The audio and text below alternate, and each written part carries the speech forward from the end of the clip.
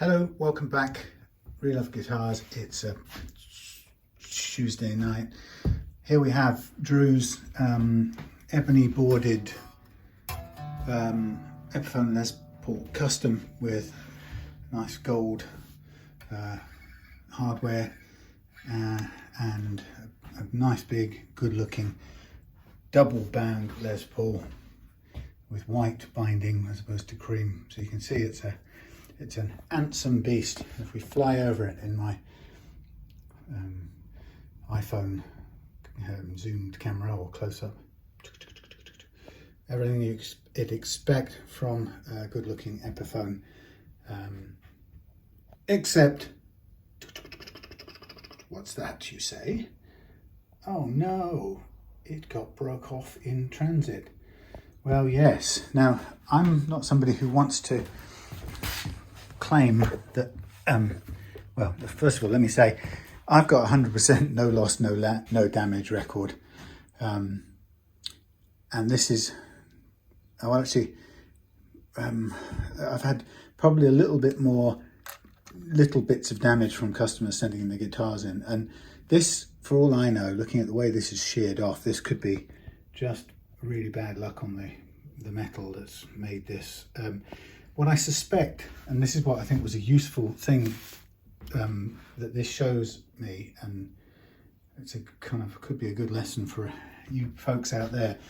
Everything about this transportation was good. There's the case, look, fitted Les Paul case, as you can see, plush, lovely. Guitar goes in there. You can even see on there that apparently strings kind of regularly touch the top there, and so on and so forth. So what concerns me is, my question was, what's made this break in transit? Now, I have a sneaky suspicion about this, and I will do my Columbo thing, and here's my thesis. Just bear with me. So I'm going to bring the case up, right? First of all, here's my thesis that I've just invented right now. Now, sometimes, as I said to Drew, doing it two-handed, sometimes, well, not all the time, I'd never really thought about the space above the guitar, right? So, in my world, I put the guitar in, it fits nicely. My principal concern, can you see it here, has been to check the forward-backwards movement. Now, there's a bit too much in there for my liking, so on return, this is going to have buffer padding in there. It's going to be foam padding to stop this from moving, and a bit of bubble wrap packing at that end. The danger about these cases, full stop, is that this bit here pushes through the furry stuff right up to the hard bit here. Now, I know that this is designed, these little jobbies are designed to help the case stand up, but also to probably maybe absorb a bit of impact. But in reality, is a lot of force can be transmitted through there quite quickly into the strap button and into the body. Now, that's not really relevant to this. So the question you have to ask yourself is, why did this break on this trip? You can see there's no evidence of the guitar, the case being trodden on or squashed or distorted. It looks pretty good nick. And two things have occurred to me. Well, first one is, maybe it's tipped upside down and this has hit the surface of here. So what we don't know is, once this closes, what's the amount of space between this tip and the inside of this? Don't know. But what I did know is that Drew sent down the replacement pickups, which are these Saturday night specials. And what I noticed is that he had them in here, and the guitar was resting on top of them. And that raises the guitar up by approximately, it's not an awful lot, maybe about 4 millimeters, something like that. So if I let's say it's sort of level there.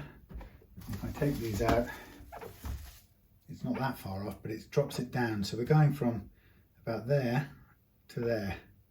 Now, I'm wondering if that amount of difference has raised this up just enough to here to allow somebody putting another box on top of it to cause the breakage. But that's one theory. That's one theory. My other theory was, and it's hard to demonstrate this, but since there's no button, there's no toggle switch now on there. My other theory was, if we tip this upside down now, do we get? Yes, we do. A lot of movement in the case. See, that's the problem. That was my. See, ma'am, that was my initial theory. There's too much movement, and that's the bit that we never think about. This thing moves way too much. There's too much space, and it goes bang bang up and down. Now, if this got dropped quickly or flipped over on its top, it's obviously this is dropping forward at this end in the case. So I guess what's happening is it's going clunk like that at this bottom end, and I think that's what's caused this to break. So I don't think it's the Saturday night specials, although putting them under the headstock in future, for those of you sending pickups, take them out if you have to out of the thing. Don't put them in there like that, because my worry is that raises the whole lot up and possibly puts the neck under a bit more pressure. So I would take them out and put them separately in the little container. But yeah, there's too much movement, and we heard it go clunk, and that's where the movement's happening. So yeah. So what we've got to do is, when we come to send this back, we need to experiment with how much padding we want to put in here. And I mean bubble wrap, just a rolled up piece of bubble wrap sitting in here, so that we can try and say, okay, that's not shutting. We don't do that. We don't want to put too much pressure. We just do it until we've got enough, just we can feel the pressure and then shut it. And that's what I would recommend you do when you send in a case, so you do the sideways movement first, and then have the courage to flip it over and feel it clonk forward like this one did. If it's snugly fit, then it shouldn't clonk forward, but this one clearly did, and so if it does, you know full well that if somebody drops that out of a van, and they will, we know this, you may have the whole outside package beautifully bubble wrapped, you may have bumpers on the end of the outside package, but we're still going to get this thing go clonk onto its, in this case, it's switch inside the box. So all of that's what I say about cases being sort of deceptive, and they lull us into false senses of security, because you can see that doesn't protect your guitar. If they flip the case upside down, your guitar is going clanging onto the ceiling of the case, unfortunately. Okay, so what are we going to do with this thing? Well, I've got the list here. It says, please fit the Seymour Duncans. Standard wiring, and then we're going to shield the cavities if they're not, or check them and ground them if they're not grounded. Fit an adjustable Tusq nut. This has got a Tusq nut on already, but the action's quite high, a little bit high at the moment.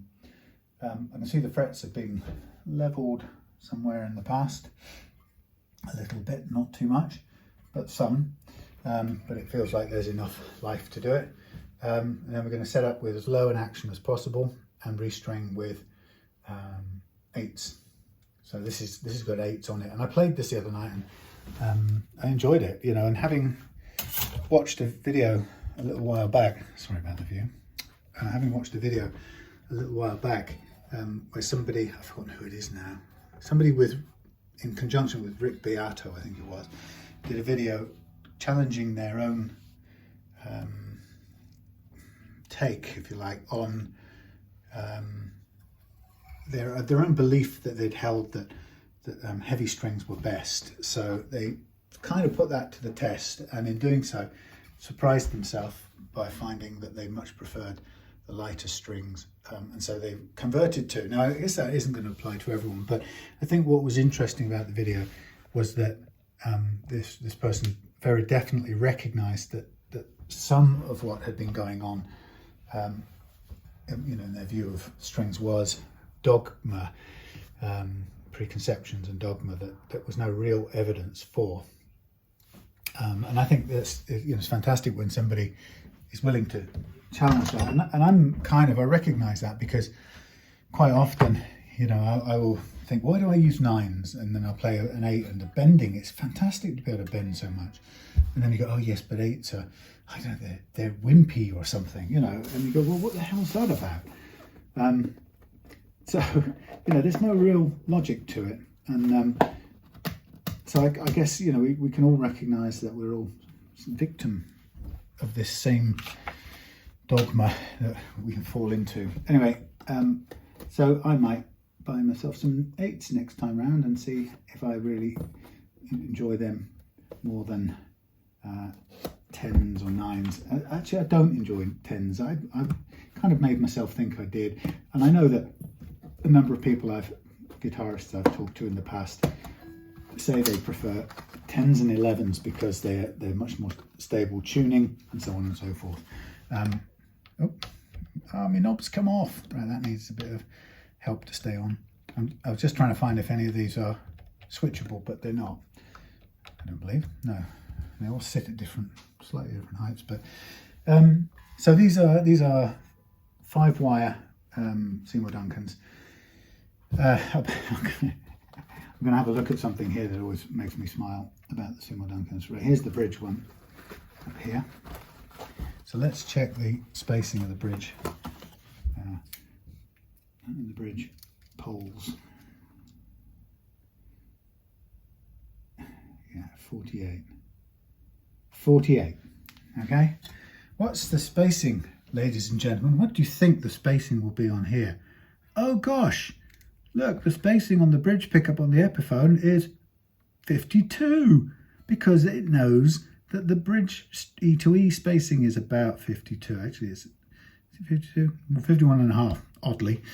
But that's a standard modern.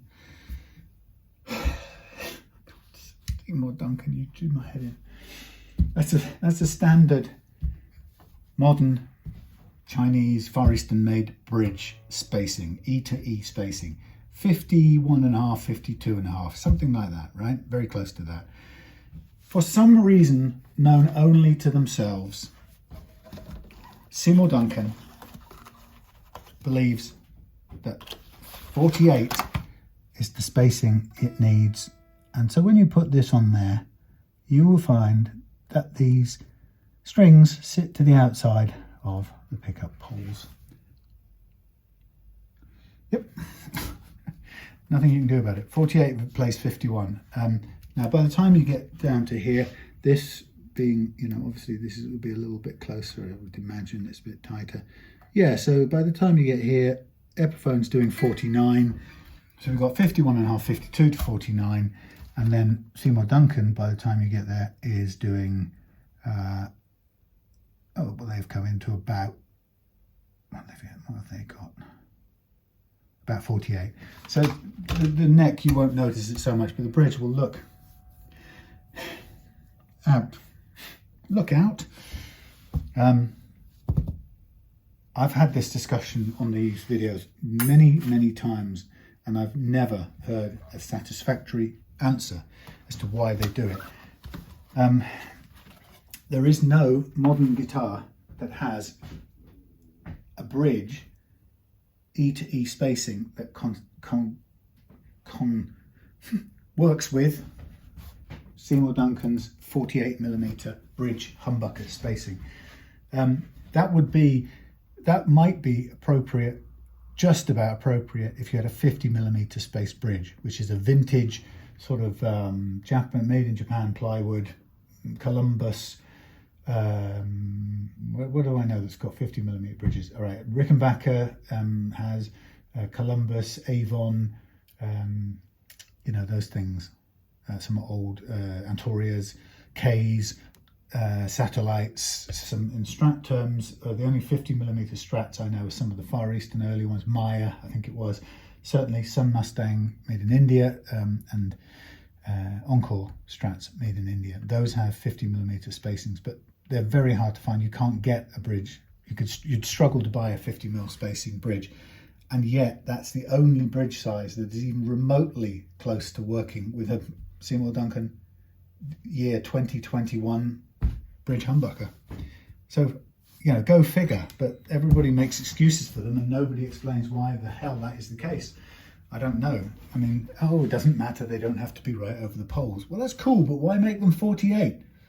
what guitar is 48 at the bridge, or at best 50, it's still going to be outside the, slightly off the center at 50. But it's not a 50 bridge, and it's not a 48 bridge either. Anyway, you can see it bugs me, but I've seen it enough times. And I've also bought, the reason it bugs me is I've bought these darned expensive pickups, which are great sounding, right? I love Seymour Duncan sounds and so on. I've bought these bridge pickups for builds, and then put them on my builds and seen that the strings are like that, sticking way outside. And it just looks, when you're building for somebody on a custom guitar, it just looks naff. Even though you go, well, Seymour Duncan thinks it's good enough. Right, okay, so I know what I'm doing. I'm going to do a fret level. I'm going to replace this with an adjustable nut. I'm going to fit the pickups. So I think the first thing to do will probably, as I always do, is to, let's get the adjustable nut up and running first of all. We might as well do that prior to getting stuck into the fret leveling part of things. Now, again, I must tell you, this Epiphone does things the right way. I'm very pleased with the way they fit their nuts. And you'll see when I remove the truss rod cover, just so I can get the nut off, but also so we can make any adjustments later. When I get the cover off, you'll see that they evidently do the finish on the guitar body, and then they cut the slot. Or I don't know how they do it, a router or machine thing, CNC thing.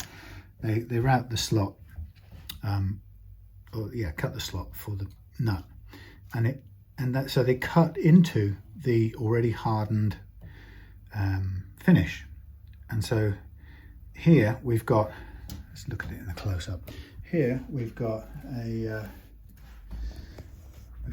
nut that sits quite deeply into a little slot there. You can see it sits the whole depth of the finish in there, but you can also see, if you look closely, that the slot is clean cut and the nut isn't stuck to. Now sometimes you have to look really closely at it, and the nut can look quite good, but you still realize it's stuck to it. And hopefully this will not make a monkey out of me, but when I look down the side there, I can see fresh air. Okay, so that's a very good indicator. And that's what you want. You absolutely don't want this to have been put in and then a load of finish sprayed up right up the edge here. And when you get that finish sprayed up the edge, you're in all manner of trouble. And I seem to be noticing that budget guitar makers, to my great dismay, appear to be doing that more often, because it's cheaper, I presume, and it gives them a faster production time. So they sequence it a different way. And what it really means in practice, it means that an owner can't remove the nut for replacing it. Now this one is well done. I mean, it's well, gently, lightly fitted, but you can see they've applied the finish there. I don't know how well you can see that from what I'm looking at. Let's zoom in. Ow. They've applied the finish there, and you can see by the fact that they've cut through it with their CNC milling thing, and they've created a really nice rigid, if I can keep this in view, you can sort of see as we go around the corner, it's a very nicely cut slot, and you know that's not been glued in place and then the nut broken free. That's been cut. You see the machining, or the CNC has cut into that dried hard finish, and that's the way to do it. You know, I go on about it because you'll know the first time you get one that won't let you change the nut, and as a result you try and change it and all the headstock delaminates and you get a pile of your finish splintering off. And then if you're doing it for your own guitar, you've got the misery of all you were guilty of is wanting to upgrade the nut, and what you now find is that you now either have to live with it looking like a ragged piece of crap with all smashed off finish, or you have to teach yourself how to repair it quickly, which will take you weeks of kind of pain and suffering to get it right. It won't ever be an easy job to do that, particularly if you're trying to learn on the fly. Okay, so out comes yet another adjustable Tusq nut and yet another Gerard produced bass, one of 3 sizes, which he very brilliantly decided to supply me with, allowing me to fit for various different kinds of Les Paul, some of which, like the Epiphone here, need a slightly taller one, and that is just perfect. Now actually it may be slightly a fraction too tall, but that's exactly how we want it to fit. I mean, previously that would have taken me a couple of hours of work, so I raise my Devonshire leather hat to Gerard, who, out of the just plain interest and curiosity and, you know, civic mindedness, contacted me and asked me if I needed help, basically, to make a 3D printed thing, because he watched me spending a ton of time. Let's get this the right way. A ton of time doing these by hand from blocks of resin, and so I took advantage of his kindness, not in a bad way, and he made me, we went back and forth, and he made me some fantastic adjustable nut bases, and here they are. I'll push that one a little bit to centralize it a bit more. That's a good position right there. Okay, so you can see that, I mean, that's just a dream fit. Now, it does allow the strings to play, so technically I could take a fraction off the base of that, but the purpose of the adjustable nut is one thing and one thing only. It's to allow me to dial up the action to where I want it. So as long as I can do that, it doesn't matter that it starts off not quite touching the first fret. I could go and spend time sanding it now, but actually that would be just it would be a redundant thing to do.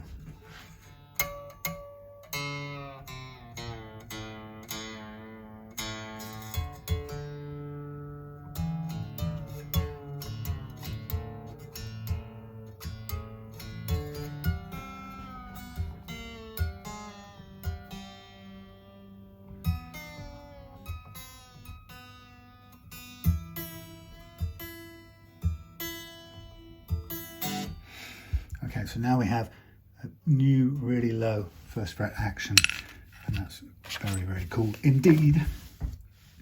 Now the next thing I'm going to do is zoom out, rearrange, see if I can get a view, look through my what do you call it, that thing, mirror.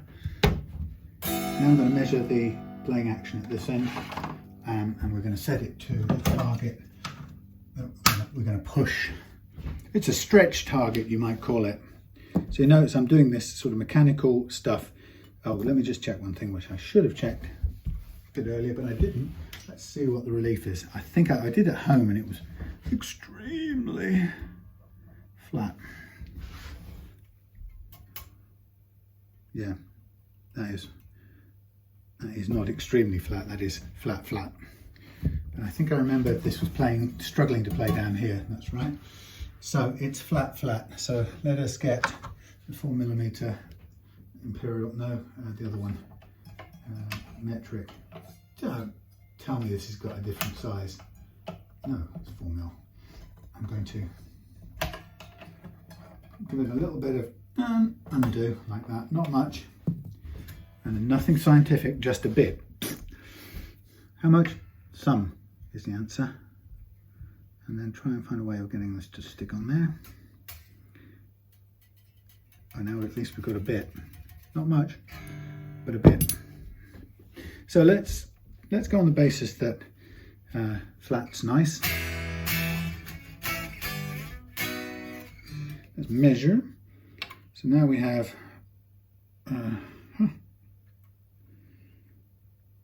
just about 2 and just about 1.2. So a little high on the bass side, but almost there on the treble side. Yeah. The only thing I like about the Tune-o-matic bridge, I have to say, is the ease of up and downward adjustment.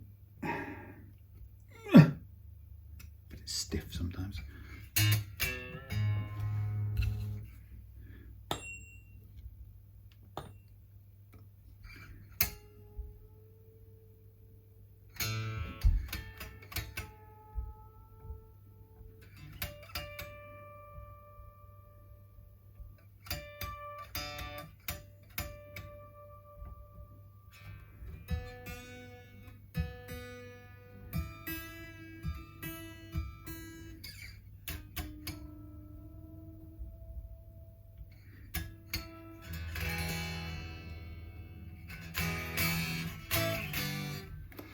Okay, so that's the action set, and the question now is, how does it play?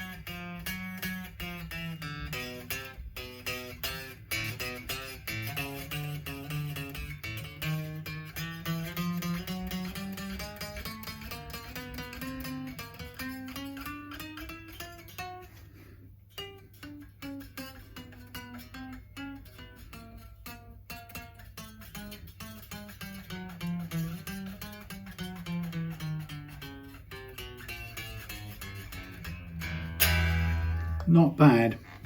Epiphone are getting good.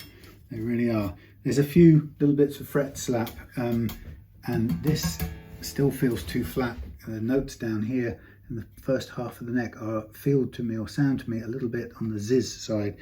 So if I hold this down, we are so barely getting any relief at all in there.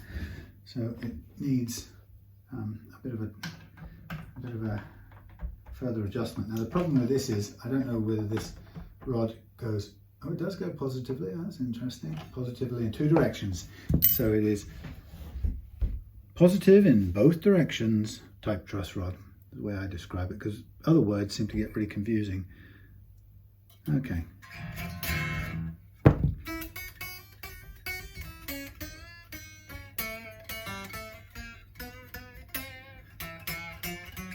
Better there.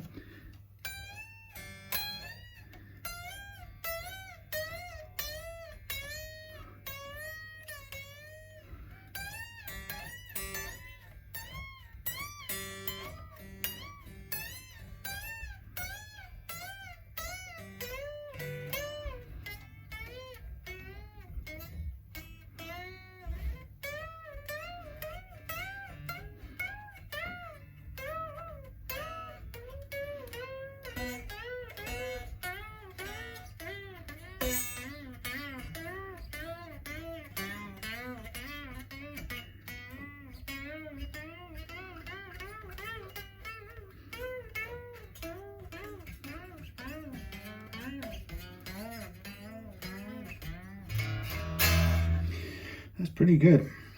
I'd say the only reason I would level that is to just clean up the tiny bit of fret slap at that very low action that we've set.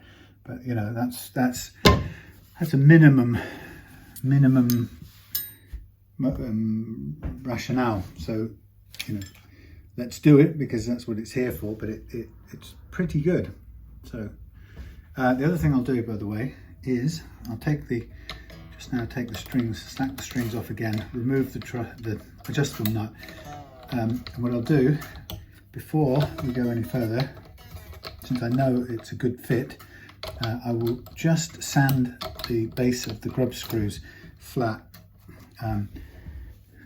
because let's just put the right side forward so I know which is which, that way and that way. So you know what you can see here, but here we've got sort of slightly, what do they call them, half cup grub screws, which are, they're like circles and they dig in a little bit into the material of the base. So it's just that little bit easier to sand these back to flat. And then they spread the load of the strings a little bit better. Now, when I say better, I don't mean for this, it doesn't make a difference to the playing or the sustain or anything like that. It just doesn't dig so hard into the plastic of the bass unit. I think it's not a bad thing. So I'm just taking them flat, and the flatter, the more precisely flat I can get them, the better they will be. It's a little bit difficult to get them perfectly flat without sanding some of the little foot down, but actually if you do sand some of the foot down in this point of the thing, it actually doesn't matter anyway, because it's better to take a little bit of the tusk off and get perfectly flat feet than it is to not. So I'm almost down to the level of the tusk. Just give it a little bit further, and then when we get those beautifully flat, they will sit in there. Get this the right way around. Now, as far as fitting this in, we know it fits pretty darn well. What I might just be tempted to do is possibly what I think, if I look at it, I think that's what Drew probably did. If I scrape here a little bit, I think he just put a little bit of glue on the front of his nut the first time he did the changeover. So that would be a good idea too, and it fits really well. So I've been now practicing not using super glue. And I don't really know how brilliantly this will stick, but I do know it's a good fit anyway, so I don't think there's any worry in just putting a little bit of wood glue.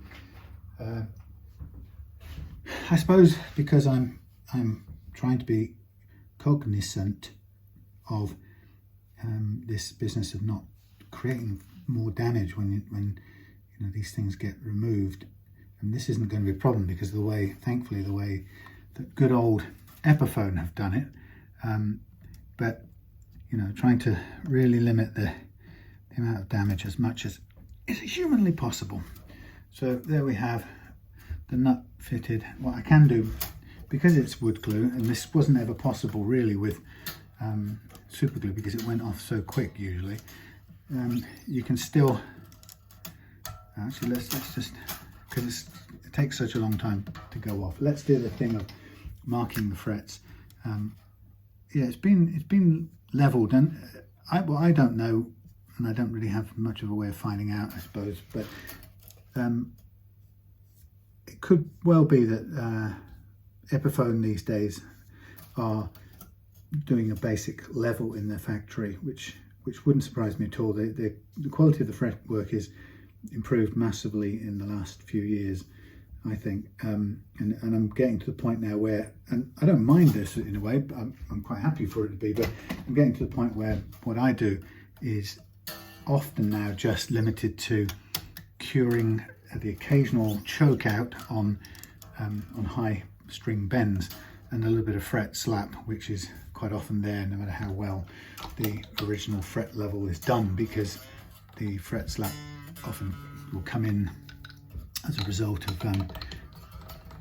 the way compression of the neck causes it to rise up, and it makes it uneven, which isn't at play when the original probably radius block leveling is done. So there's still a useful thing I can do with it, but I'm finding it's a lot less critical. There we go, that's where I wanted it. I'm not dealing with such a mess of frets that I used to be. So I think that's really amazing to know. And you know, I'm gonna say it's probably good on you, Epiphone, for doing it.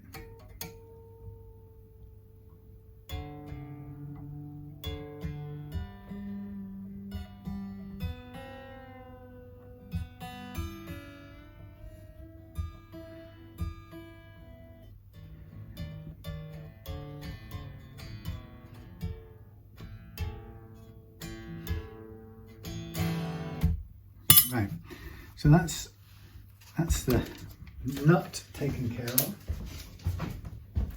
So now we have the luxury of really minimal first fret action to go with these really light strings, and on top of that factory conditioned nut slots that obviously are as smooth as when they left the factory, and that little adjustable nut piece. So that's a really great thing about that.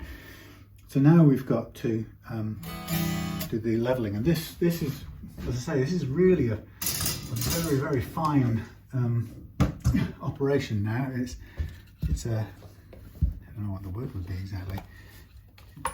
It's delicacy leveling. You know, it's not critical. The guitar plays pretty well. We're just doing it to clean up the frets and to just iron out a little bit of fret slap here and there. But that's very nice to be able to do it, to know it's that good to begin with. So I don't know what the view is, I'm sorry, I haven't looked. So what I'll do is I'll do this. Woo, we got thunder and lightning. I think we might have. If this all goes kaput. We'll still get video because the batteries will probably carry on both these devices. But it's running off battery on the iPhone anyway. And although the Sony is plugged in, it'll probably run on batteries for a while. So what I'm aiming to do now is really lightly level, and partly a diagnostic. It tells me what else is going on with these frets that I might not have seen or noticed before. And it will just gently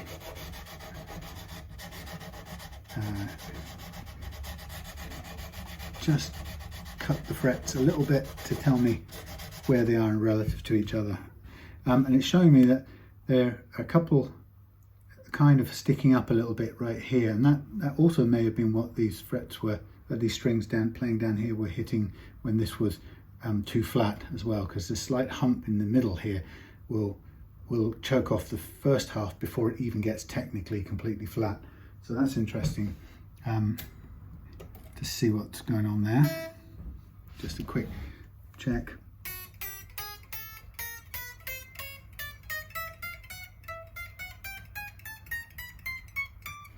Pretty good.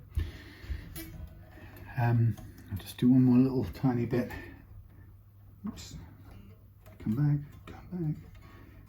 So I've got a switch on order, so it's obviously not going to be able to replace that tonight because it didn't arrive, but I suspect it will be here tomorrow. So I'll get this part of it all done, and then we can also get those pickup things installed. And there's a little low spot there, a little gap of about 3 or 4 low frets, which is also quite interesting because you can hear that? That's the result of a low fret, not a high one.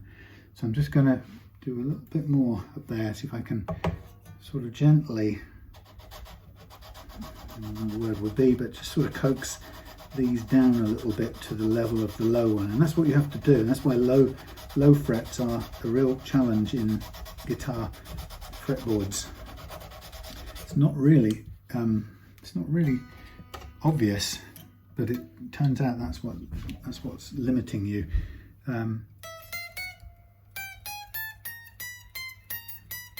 It's not bad at all. Now there's just a tiny, I mean, I can tell there's a tiny little low spot right there. But as I say, that's very often what limits what you can do. Is I'm just going to recalibrate just to make sure. Tall frets are quite easy to just take down when you're using a leveling technique like this, but a low fret will sit in its trench, if you like, or its little dip, and it will make the next fret play as if it were high compared to the low fret. So it behaves as a high fret, and you have to treat it, and the only way you can treat it is by taking all the frets down a little tiny bit until they bottom out, come down to the same level as the low fret. Now it sounds drastic to be treating all the frets that way when only one is actually the problem. And on this neck it's hardly a problem at all because it's all pretty playable. But on sometimes you'll find that bends just won't happen at a nice low action because one fret is low up here, or a cluster, or two frets are too low. And if you want to free up the bends, you have to take the surrounding frets down until you get to the to kind of bottom out that one or two low frets. So that's just a fact. Now, like I said, it sounds very drastic, and it isn't as drastic as that. We're talking about tiny amounts here. They're enough to get in the way of you playing those bends cleanly. But in terms of actual measurements of metal, fret metal and stuff, they are minuscule amounts of metal, tenths, hundredths of a millimeter type of measurements, which means you get to bottom them out pretty quickly without hardly any material loss of any significance on the overall fretboard. So it's not like you have to kind of flatten all your frets to get down to this leveling out this one problematic or one or two frets.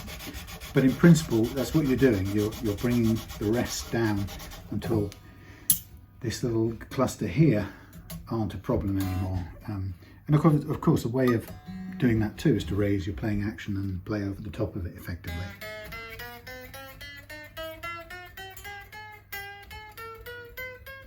But this is playing okay. No, it's not creating too much of a problem. So it's low. Those cluster of little frets are low, but not so low as to be a major problem. Now, what I'm also aiming to do here is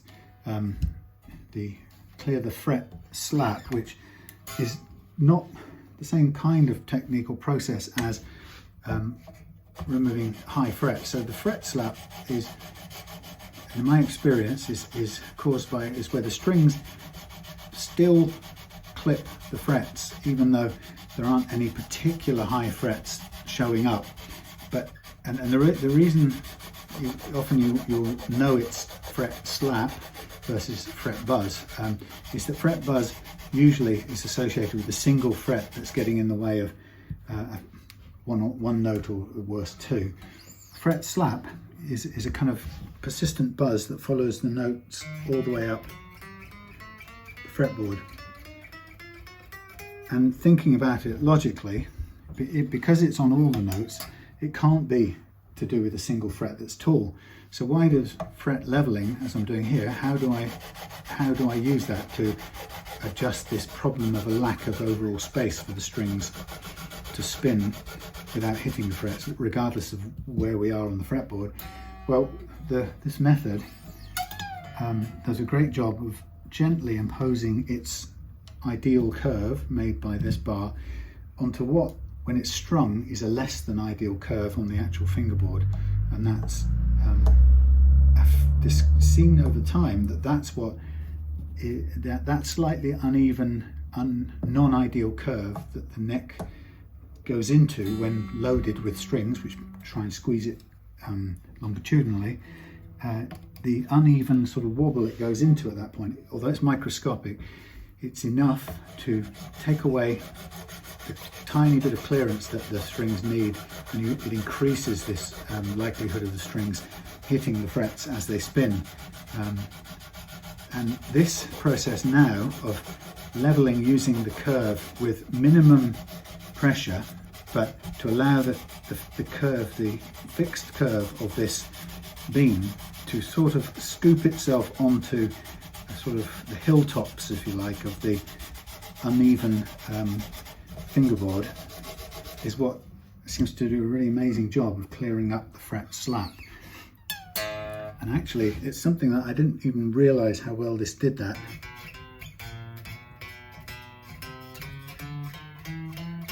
until a year or so ago. Tiny bit down there still.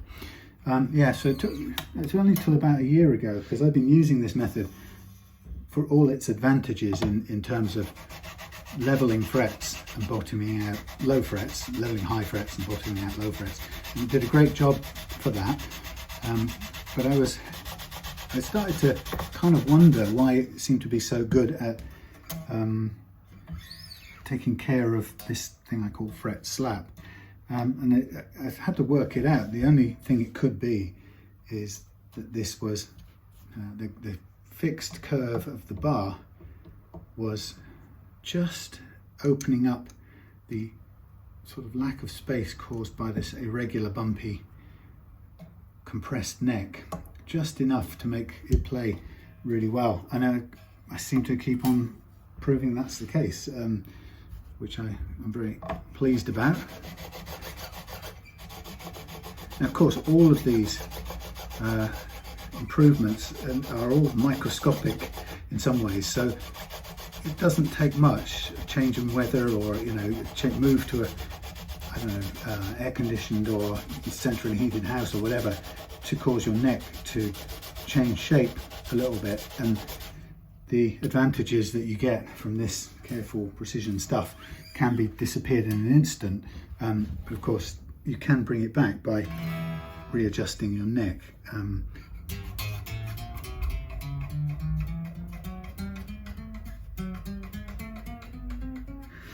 Which is why I constantly implore people to become comfortable in making adjustments to the truss rod.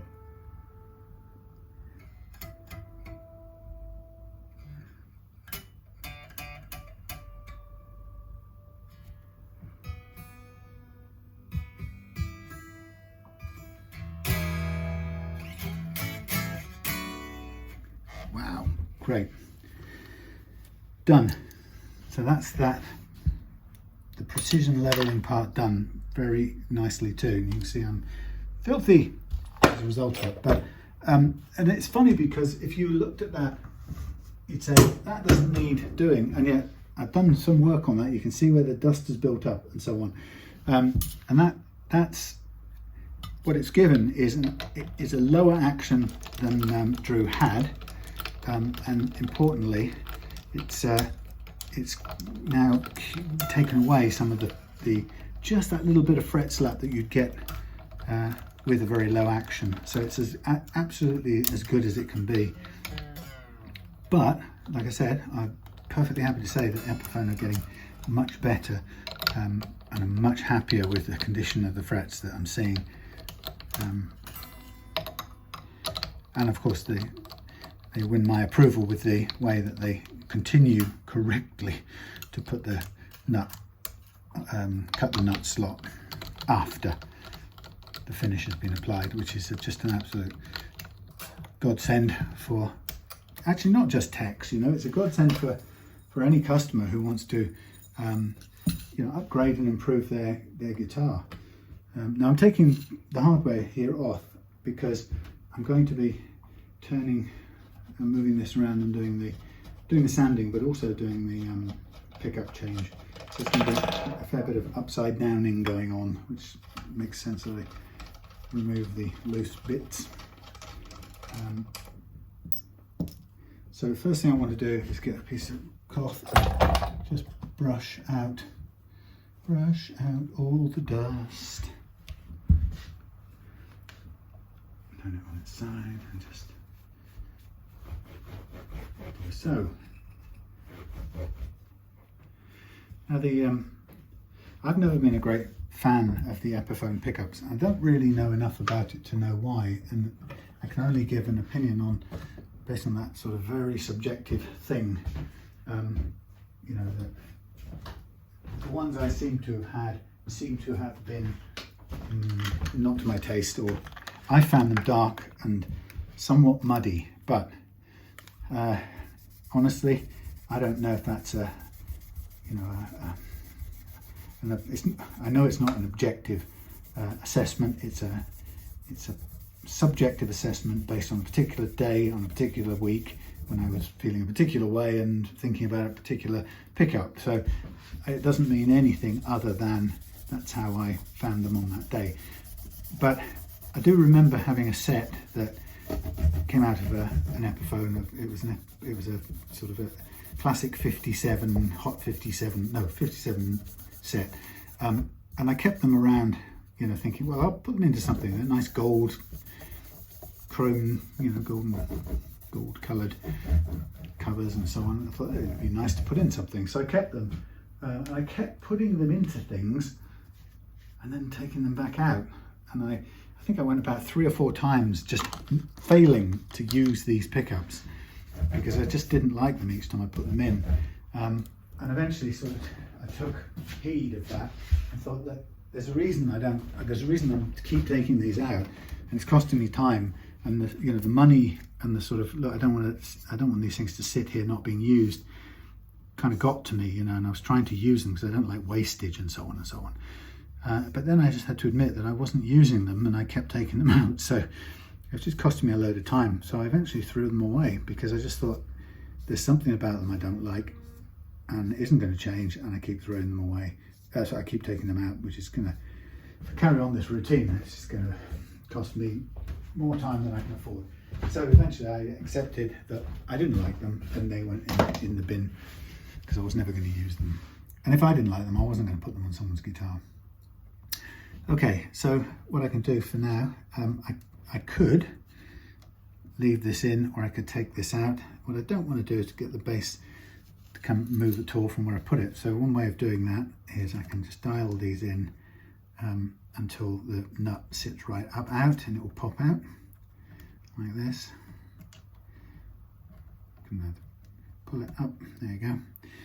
So that will stay where it is and I can put the insert back in. So the next thing I want to do is recrown these frets. And they are medium size, generally speaking. So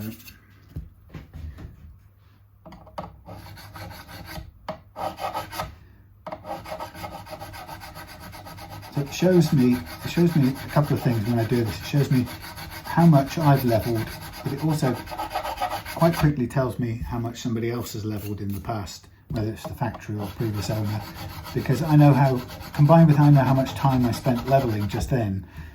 If I find something comes out, because it shows up here as being flat, how flat it is shows up quite clearly here. And if it's way flatter than I know I've just done in leveling terms, then it's a very good indicator that it's already been leveled before.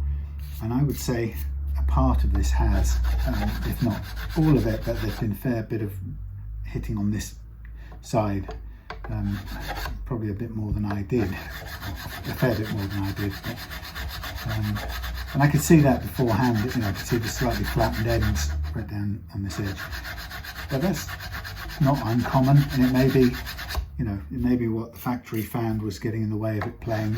See, this one, for example, is quite low. You can see, if I give you a close up, you can see the, where are we? Yeah, you can see that's been flattened now. That isn't amount of flatness I've done there. That's been done, that's been partly done before in probably a factory leveling. Which, as I say, it's not there's nothing wrong with that because it makes the guitar playable for the customer, usually out of the box or straight off the shelf or whatever. So it's a plus. The reason it's noticeable usually is because it seems to be that when the factory does this kind of leveling, it doesn't do recrowning and polishing out as well, possibly because that takes too long. So they do the thing, the most bang for their buck, which is to do the leveling, then they buff it out till it shines, a bit of polishing, a couple of grades of polishing, and out the door. And actually that is a pretty good compromise for the player because it plays great, and you can set a low action and you don't notice it's wider than a brand new fret might be. The only kind of people who would notice it would be people like me. In our Lieutenant Colombo raincoats and a cigar. Speaking of which, Adam, I'm still really enjoying, I'm just kind of getting into the Colombo file Great book. I'm just missing a couple of nice hammock afternoons, which seem to be now incredibly few and far between. We're in the grips of a typical British summer, i.e. it's raining every day and it's grey and it's miserable. So there's no hammocking going on at the moment, and so not much lounging in the sun reading my fabulous Columbo book, which I'm so looking forward to. Still, things could be worse. No doubt they will be.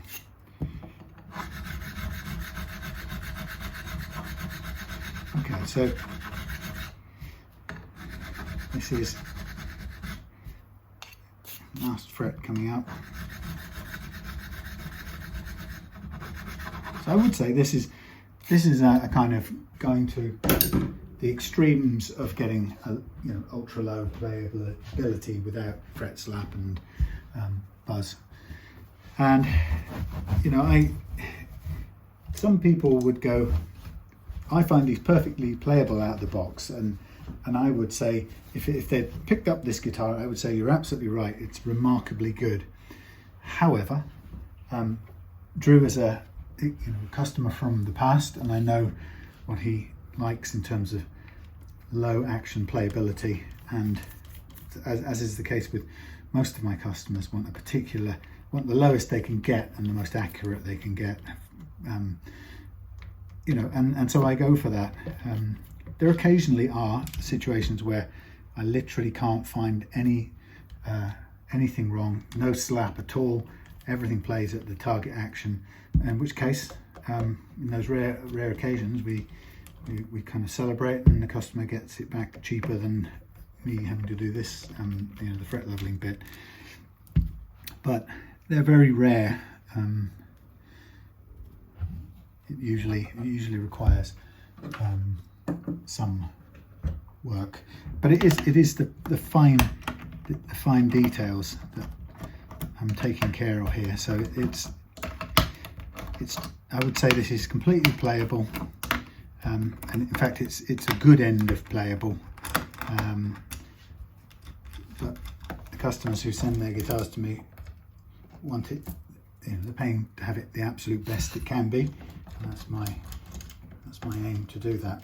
So it's a premium thing, and don't really make any bones about it. And I know that my customers who send me the guitars know that, because they could take it down the road to somebody who would give them a setup, quote unquote, for £40 or something. So I don't think there's any misunderstanding at all. I think it's just a good match between somebody who likes to go after that sort of fine-tuned precision, and customers who are at a point in their life where they like to have that on their guitars.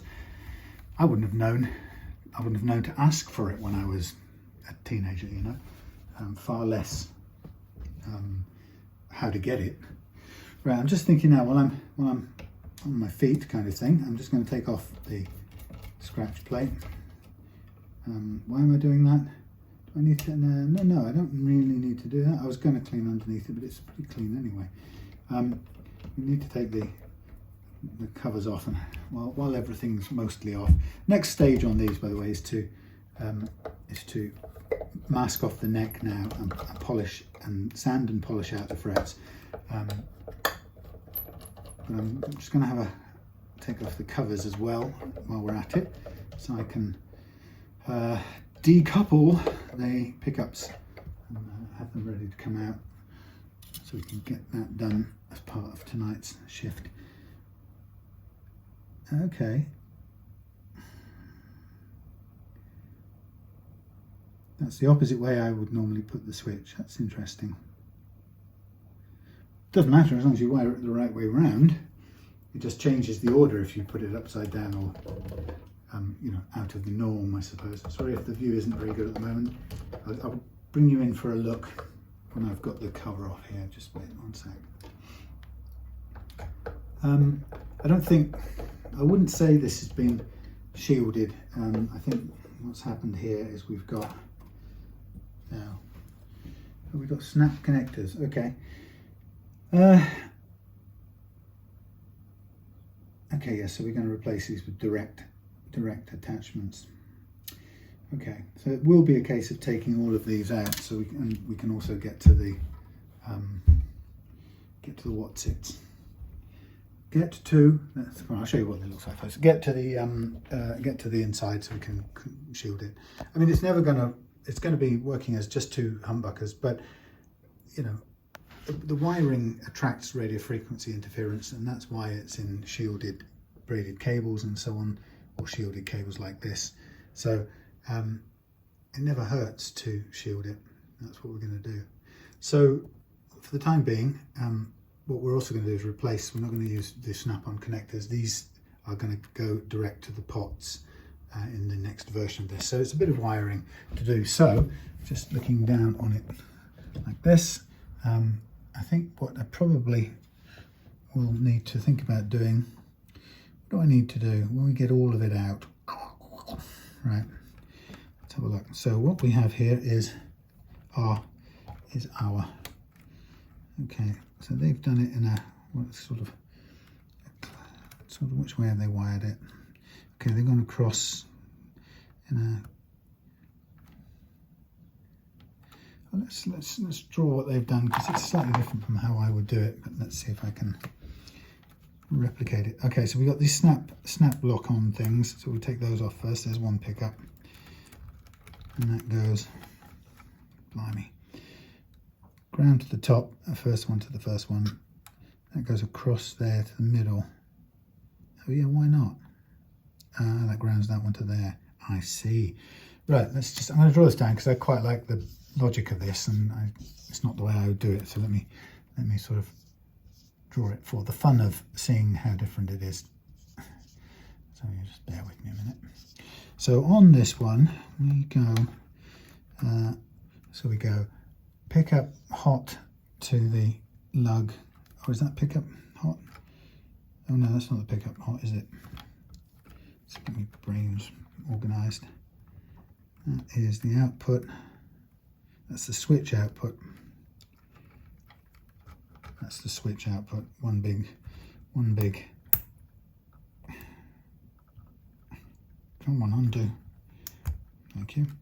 So the switch output comes back to there, and it goes. That goes to ground. That goes.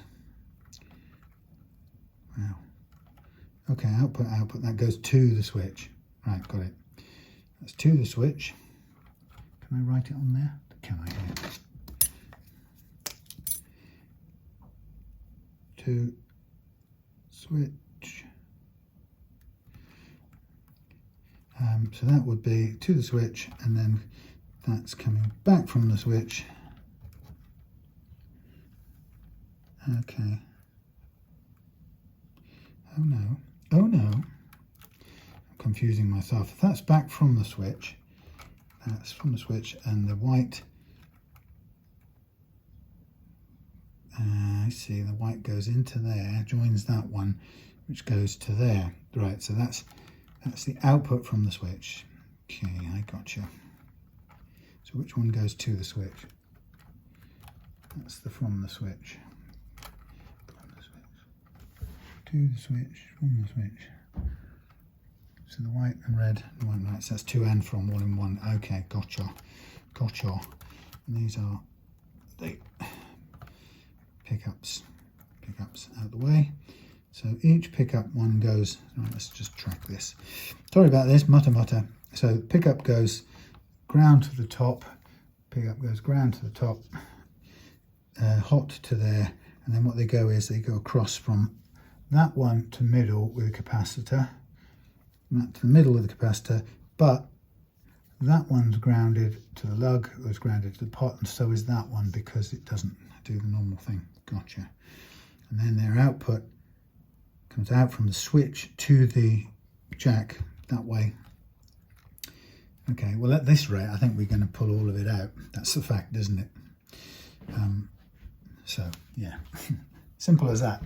We need to get it all out because that's what we're going to do.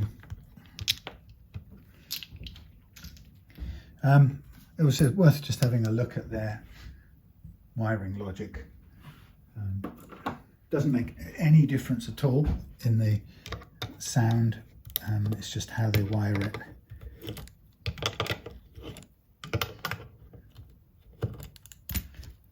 A little bit loose. Okay, so let's put. We'll put neck volume, bridge volume,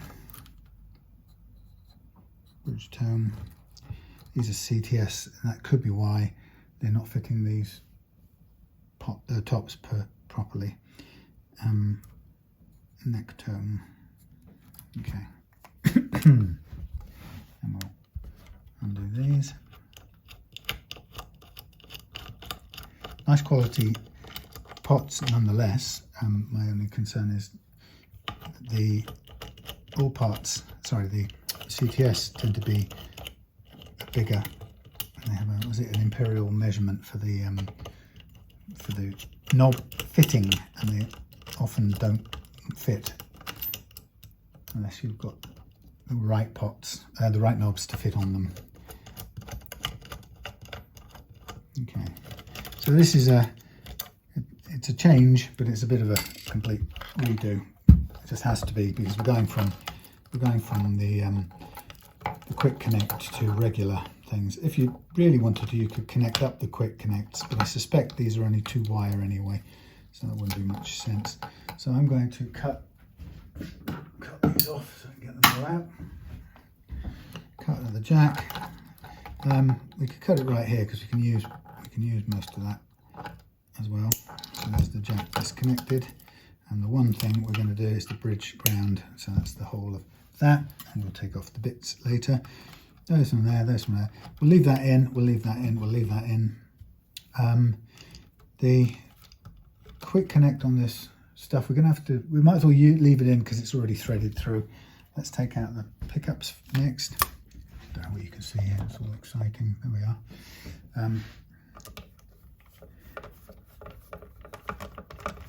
We should be able to remove these, and then we can separately refit the Saturday night specials.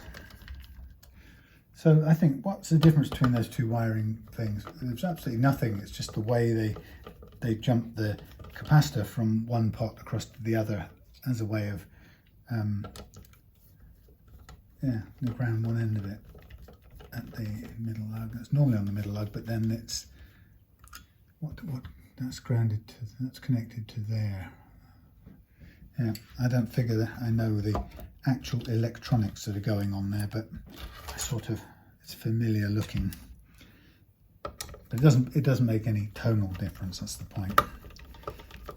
So I'll probably, I could wire it that way, or I could wire it the way I'm used to wiring it. But either which way, we'll be treating we're using just the 2 wire part of the full pickup circuit, rather than the 4 wire. We're not splitting the coil or anything, so this can be straightforward.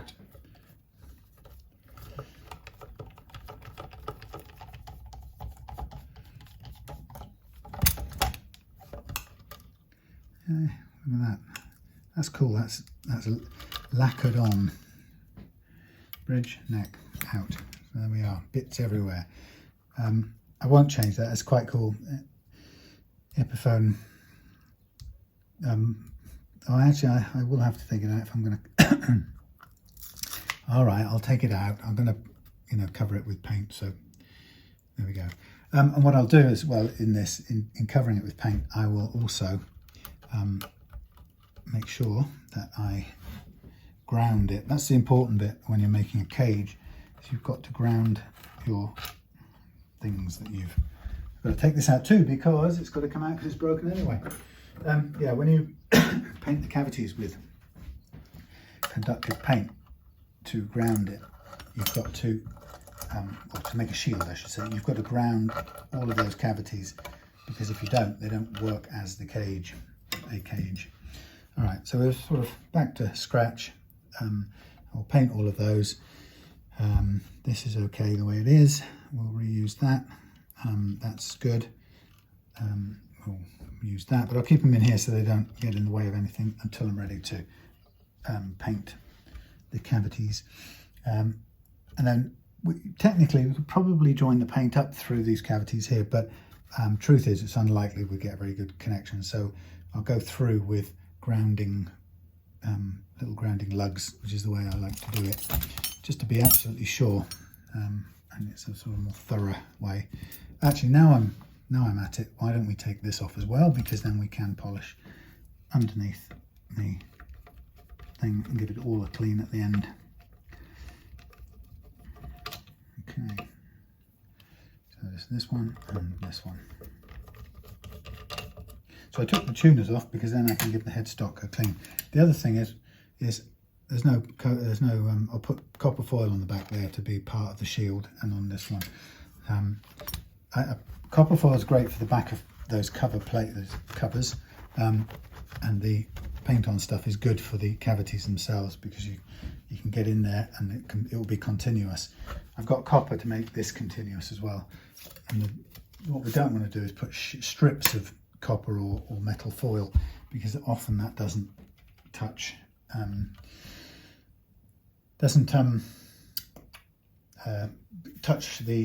make a continuous electrical connection, which is kind of pointless then if that doesn't happen.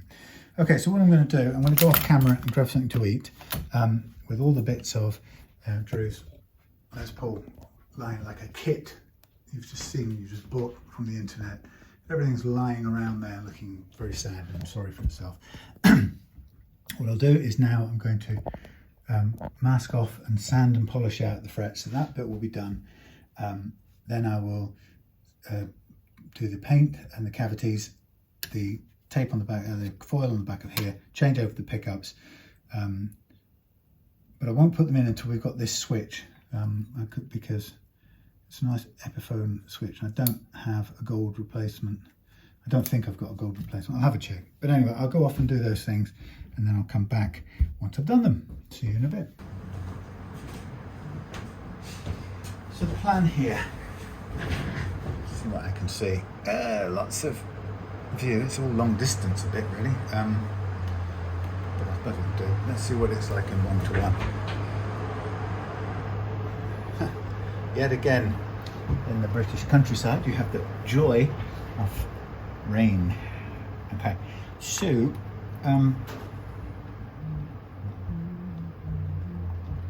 right. Okay. Yes. Right. So what I'm going to do is I'm going to hook up these pots all together, get them commonly groundedly.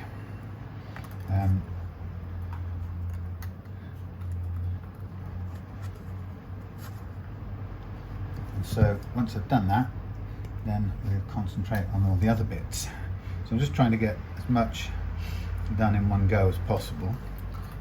So these will need 4 little groundy bits. We can go around the outside, but it's probably easier to go on the top. What I'm going to try and do on this here thingy, I'm going to heat up this thermonuclear soldering iron, because what I want from this is I want to be able to put some heat to the top of the pots very quickly.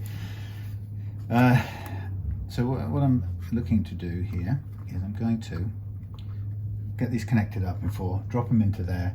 I'm going to take out, if I get a screwdriver in a minute, I'm going to take out the jack socket because this is going to be a little bit different from standard. So I'm going to bring the output from the switch straight back to the jack in the end, and a separate earth from the pot top to the jack. But what I'm sort of aiming to do really is, wherever possible, have as little have as little heat going into the pots as possible. I can find that it can get a bit overheated when you attach loads of different earthings, such as the different cavity shieldings and so on. So what I'm going to aim to do is I put a piece of copper attached to the shield, just a chunk of copper, and really I'm just going to use that as much as possible to be the sort of junction point. So I don't mind heating that up as long as I keep the heat on the pots to a minimum. So in a way that becomes the common ground point, because it's just a piece of metal. So what we've got is, let's take this out for a minute. This is our jack. We'll take it out, and what this will be, ultimately this will be the hot going to the jack. It's very small, but it's probably the best way, because we've got out from the pots up to the switch. We've got the switch working, and then the output of all of that coming back. So that's what we need. So I'm going to concentrate on, first of all, we're going to also need to sheath that off with something as narrow as possible. In fact, that only has to go fairly close to a top of a pot, somewhere like that. Probably, realistically, probably the top of that one. So we don't need a lot of ground wire on there, so I'll take most of that off. In fact, if we're careful, we don't need to worry about putting a little heat shrink on it, but sometimes it's quite cool to have that just as a security safeguard.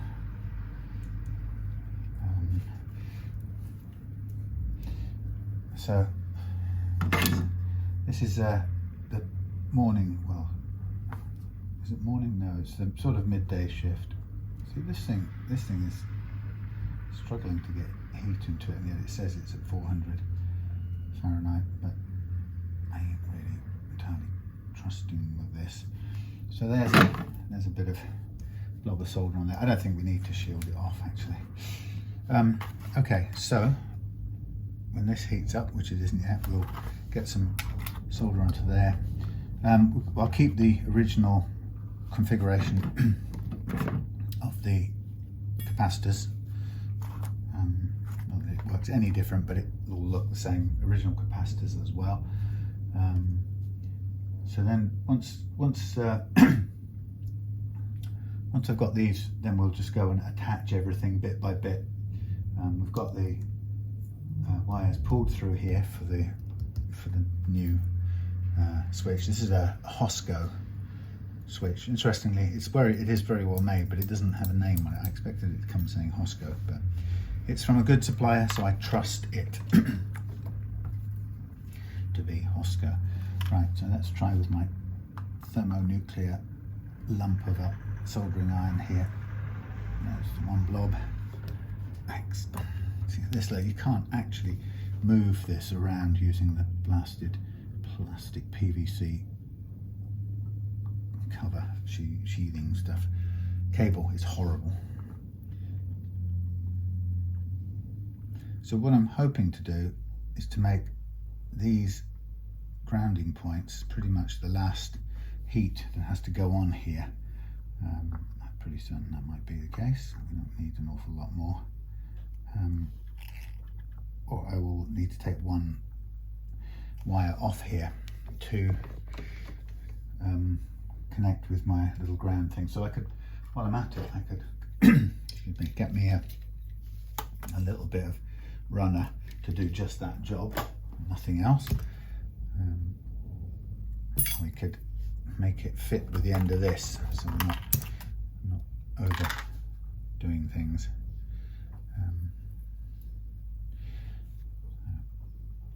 I need my friendly hands. He says with a degree of sigh and resignation, because they're never as friendly as they make out, or as helping as they like to think they are. So load up some, this side is crap.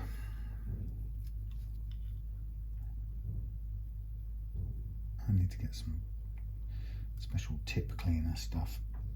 Okay, now let's blob, whoops, that sprung it off sideways. Put a blob on that end, and I suppose a blob on this end would be good too. I've got to make some calls, which I've just realised. Okay, so stay there, would you? So let's just wait their turn. So the first one is going to be here. Now it is going to get hot wire, so I don't want to hold it with my bare ends. So the first one is I want to push it on there, hold it down, let it go. Number one. This plastic is heating up already. Number two. Again, get the thing held in place. That's number two. Very good.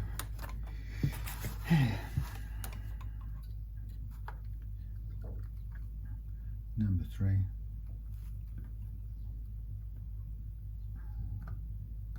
Come on, a bit more. I had to squeeze together one of these pots. It had come apart on its little lugs. Right, can I reach it? Do I reach it? Just about. Yikes. Let's put a bit more on. This thing really ground itself, or melted itself into a dead lump. So it's really going to need some,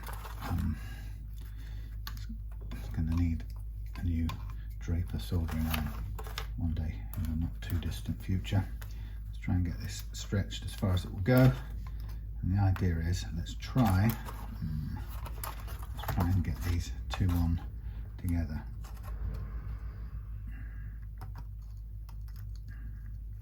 Now this is going to be somewhat, possibly impossible, I don't know. That's not working, is it? Come on, down you go.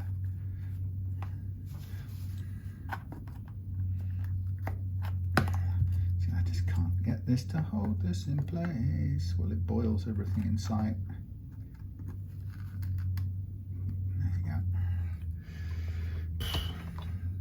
Don't like it. So there's my grounded thing with my ground to the common ground on the wall. So if I'm careful, nothing else needs doing. So that one's dead, that one's ground, that one's live, but safely out of the way. Keep this out of the way of any other lugs that it shouldn't be getting anything to do with. It's fallen out of there. So it's sort of just about ready to put this, lean down, kind of ready to put this little arrangement in there and then start working more closely with all the individual wires, which are interesting. So up this end we've got a duplicate of the colours, the only one being that the earth here is yellow in my mix here. Yellow stands for ground, so where we ground it with this little stump, that's yellow at the other end, and that's going to go onto the it's going to ground the back of the switch. So I think this is ready to go in, and then it's a matter of carefully, I'll turn this big boiling thing off for a minute, and then it's a matter of working very carefully around all of the components. So obviously it doesn't ever want to stay in shape when you get it in place, and then it sort of feels like it's messed loose and bouncing around as you try and put it all together. You sort of get things in place, you hope things move, don't stay where you want them to.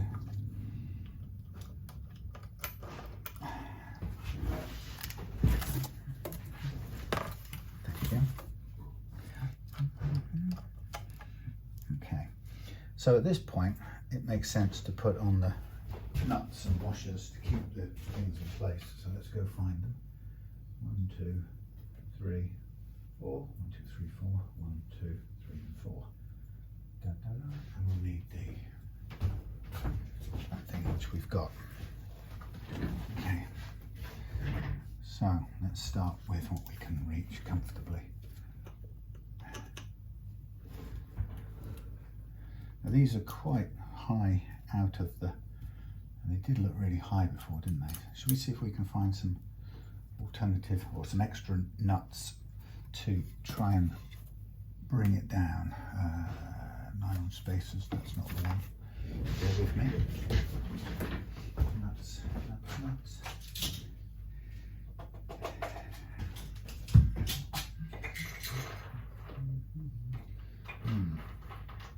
these look like they fit CTS pots. Maybe 1 or 2, possibly 3, maybe, I don't know. 4, not massively convinced. Let's have a look. No, it's definitely none. Oh no, wait a minute. Could be. 2, 3, 4. Let us see. There's a good one.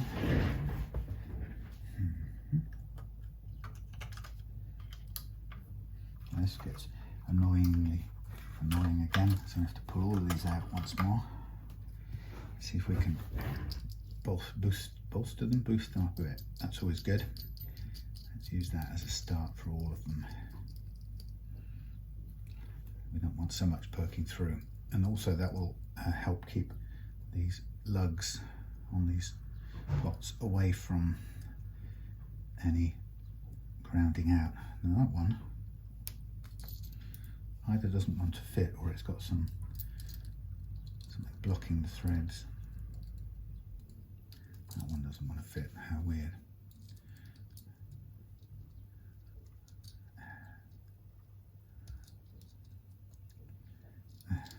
No way.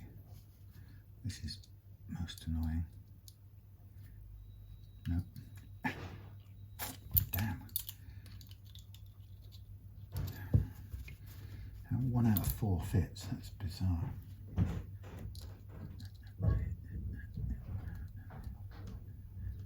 No, definitely not. Okay, well, 1 out of 4. Take those away. Let's find some more. Nuts. No. Nuts, maybe not.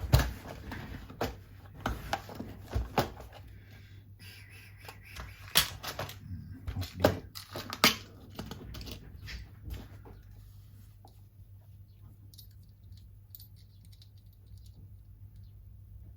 No. Damn.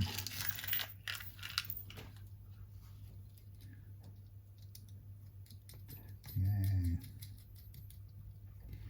Come along, we can do it.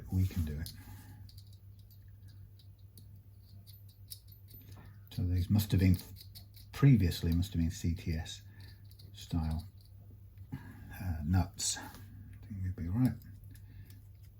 Yay. Thank you, spares department.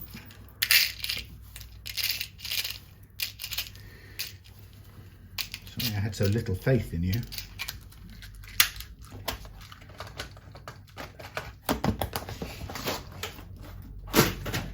So, where were we? Oh yeah. Go back to where we wanted to be. That through there. That through there. If it will stay, I doubt it will, but drop those in there. Through there. Missed. Through that. Worry about getting the capacitors plugged in slightly afterwards. Let's get these connected up first. Okay, now it's much lower seating. That's going to look snugger by miles.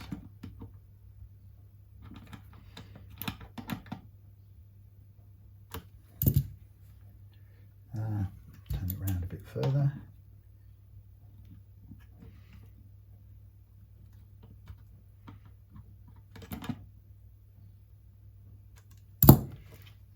Safe.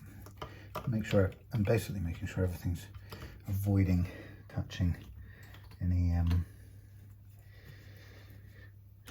anything touching the shielding that shouldn't be touching.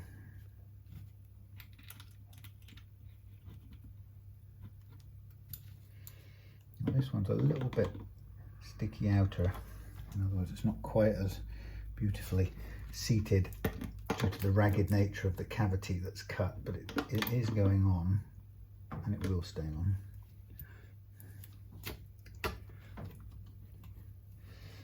They're surprisingly crudely made, the insides of these things. As you probably know, they don't really wait and make sure there's a smooth bottom to the cavity where the pots and everything are going to go. They just sort of route the hell out of it, and that's your lot. I'll try to stop this from spinning round as I tighten it. That's good. Any ground wire out the way, and this one needs turning to there.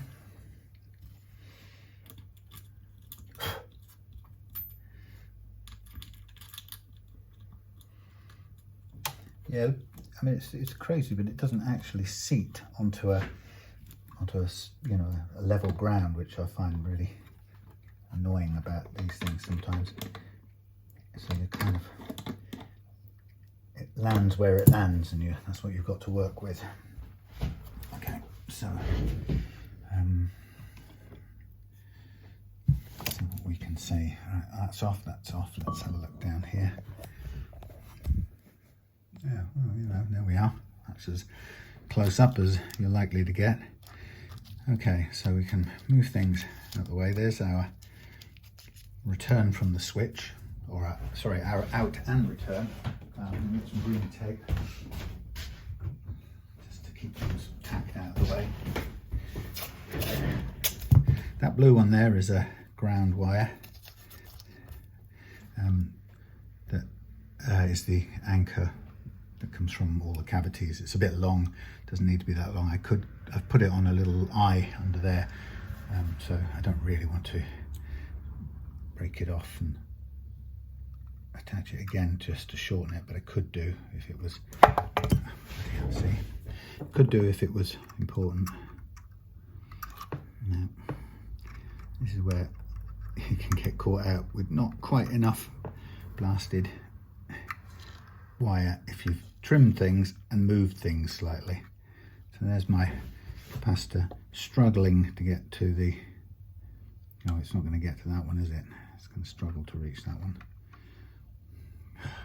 Unless I turn this round. I'm going to have to turn this one around a bit. Darn.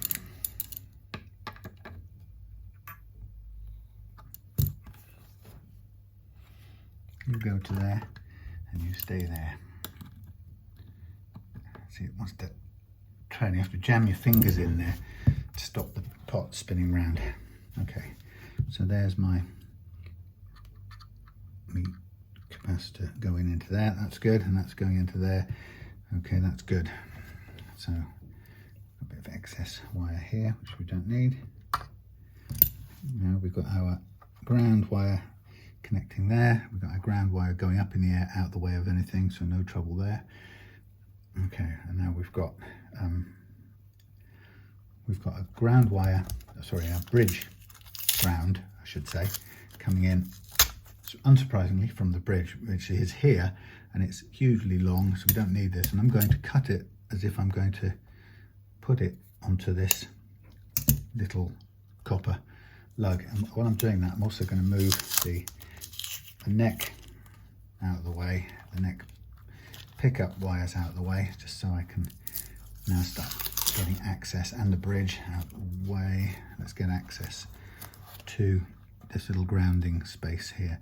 So that one's just a ground wire. Like I say, it's unnecessarily long. We could potentially tie it in with that one, but let's leave it as is. So this one, I've got to cut a little bit of sheath off there.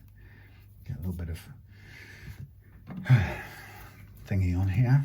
I suppose I do need this super hot one. Just put it back on to warm it up again. The reason I do is because it will make a very good superheated thing to ground things to there.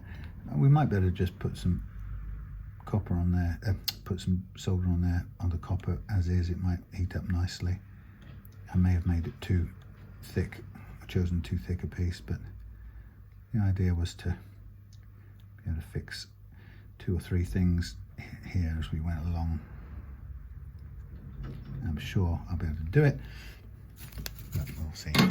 Okay, so when this superheated thing heats up, I will use it to put this ground to there. Alternatively, I could put it to the top of this one here, just have it out of the way. But the idea of having this extra yeah, it gets hot. Having this extra piece of copper was just to give me some, I wanted to experiment with having some room to attach things to that it isn't the pots. I don't like heating the pots up, it bothers me.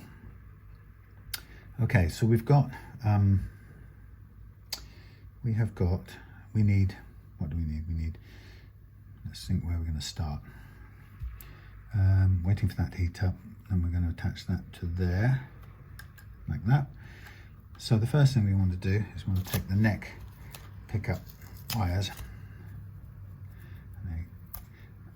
I sort of, the trouble with the cavity paint is you can't actually dry it from outside, so it has to dry at its own pace. So basically, when you put this through the tunnels, the paint is almost certainly still wet, and so it's got black paint all over it, which means my hands are getting dirty, which is okay for now, but you know, it needs a regular hand wash. So here's the pickup cables. Now this is a Seymour Duncan, so they're nice and delicate, and we've got 5 wires basically. Now I know for a fact that the red and the white join together to make the coil split pair, which in this case aren't going to do anything for us because we're not doing any coil splitting. So the first thing I want to do is, we're dealing with the neck here, I want to solder those two together in a permanent state of togetherness. And I will go and get, oh no, here it is, get some this stuff. And what we can do is we can bend that back and we can put our other wires through this heat shrink tube, if I can see what I'm doing, and then run this over the top of the others. Now I think this is only going to work with a bit of extra stretching. The trouble with using a nice colour like yellow is when you've got hands that have got black conductive paint on them, everything starts to look a bit industrial grubby. Okay, so there's my coil split pair roped off.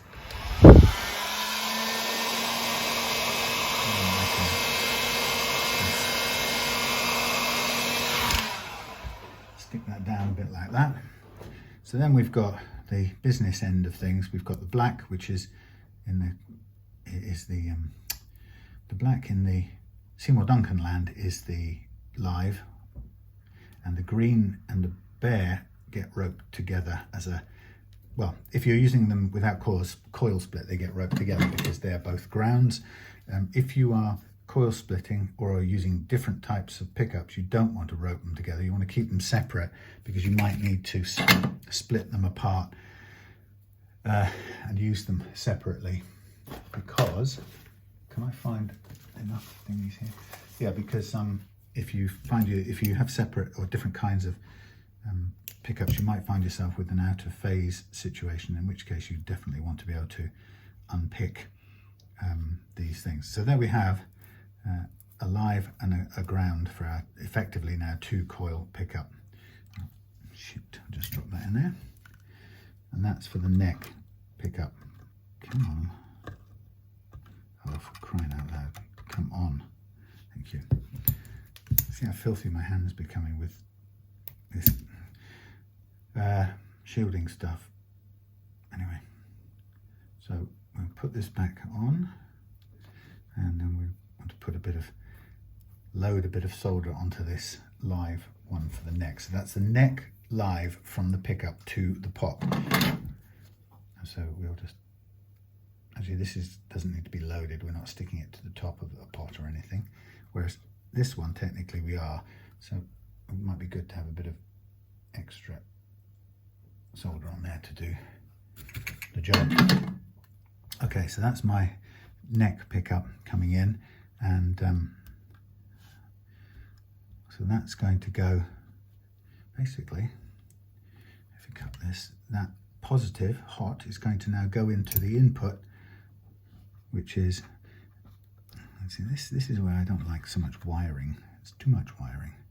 This is going to go into the input here, which it shares with the that thing that we call the capacitor. So you can see that having a what's that word? Shrink tubing is good for some things, but it also makes moving things around a little bit more difficult. So here I'm just trying to, I'd like to bend up this wire just to keep it in place. Okay, so that's the hot for the neck volume. So now I can, if I can untangle all this ridiculous soldering iron wires, now I can lock that in place with solder. We need to be able to get to the top of the pot a little bit. We need to get to the middle eye, which is the output to the switch. We can get to those with no problem. So it will be good now to load this up with solder and commit our pickup hot plus to the eye, the lug. There we go. Come on, get in there. Thank you. So that's our live. Now that thing is sort of a bit kind of stretchy because unfortunately the shrink wrap thing is pulling at it. So I think for this I'm going to need to push this down onto the pot top with, even though I don't really want to use it, I'm going to do that like this and get it to stay, if I can, on board there. Just that'd be good to stay down if you would. Appears to be down. Hard to tell. It needs to be. So I might just have to add a bit more. I can see my way to doing it. Add a little bit more. It's actually very difficult indeed. In fact, it's impossible.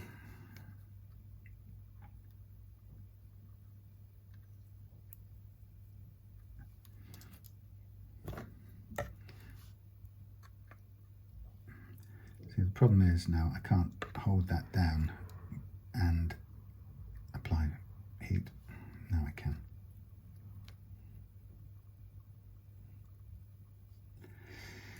Okay, so there's our neck pickup and our thingamajig. Now I'm going to attach this bridge ground to my custom made heat sinky thing.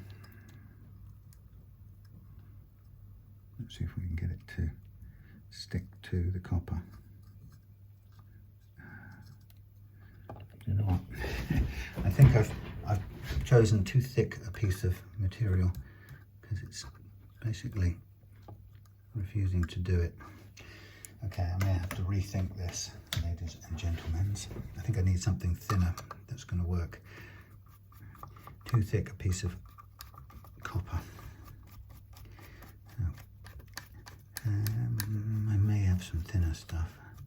Let's take this out. Thank you for your service. You are rejected. Now, this is still too long.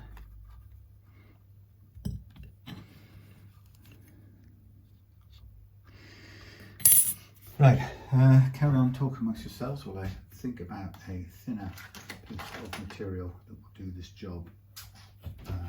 Copper. I know where copper lives, in the shims and saddles department. We have some thinner copper material. That's a lot thinner. That's quite a bit thinner.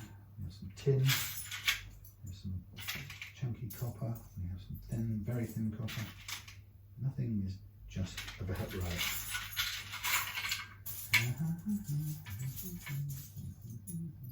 It's all or nothing. Last. Okay, not so brilliant. Okay, we'll use something else. Let us use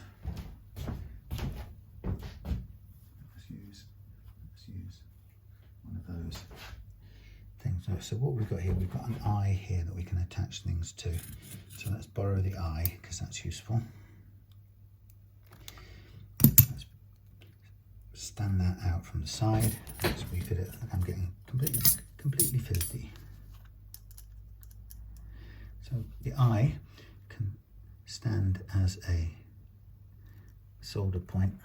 So I'll just get that in again, start again. It's not as big a solder point as I wanted. I wanted a great big plank to do things from, but here we have it. It'll do. So attach it nicely, solidly. There we are. And then we'll bend it out a little bit to access it for soldering purposes. There we are. Bring it round. Tighten it up one more time. Keep everything still, please. Okay, so what I'll do now is I'll load some solder onto this anchor point. Get that out of the way. Here's my insanely hot thermonuclear soldering iron. Okay, so we'll get a great big, nice big blob of solder on the end there, and then we'll use that as certainly, well, we'll prepare it for two things. Let's strip this back because it doesn't need to be anywhere near as big.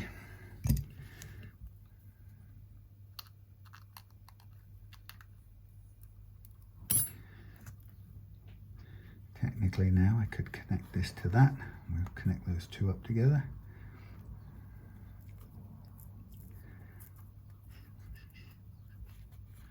Wrap this around there, and we'll load both of these with some solder. Sorry, I can't really get a very good grip on it now, it's a bit short. But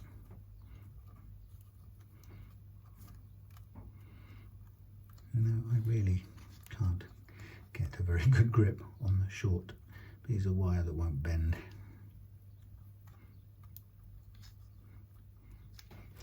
Let's add some solder to this. I don't think these two pieces of wire really desperately want to stay together very much, but we can try.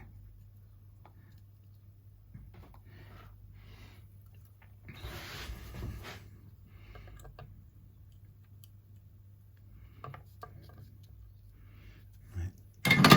Use the hot thing.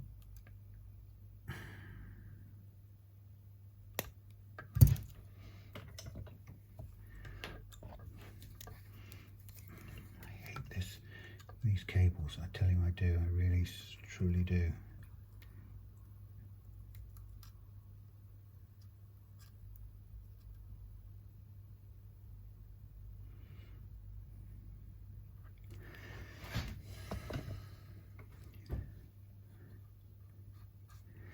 Okay, you go to there, you go to there.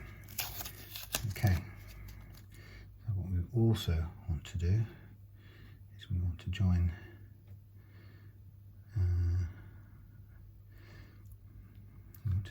this one to there, but I've not made it long enough. Idiot. Make a longer one. No point making things difficult.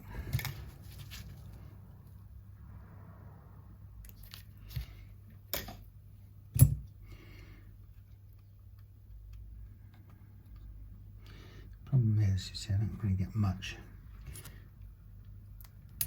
access now to that solder point. It's not the best one in the world.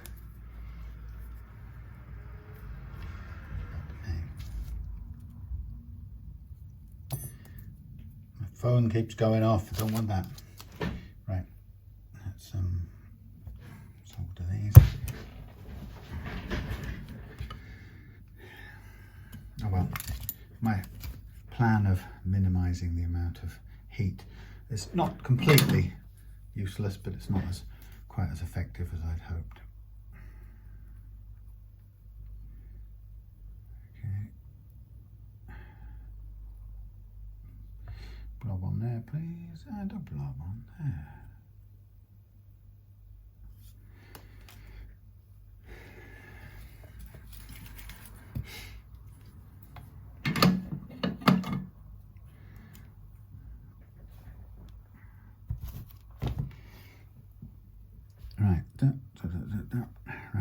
doing here, that's going to be output.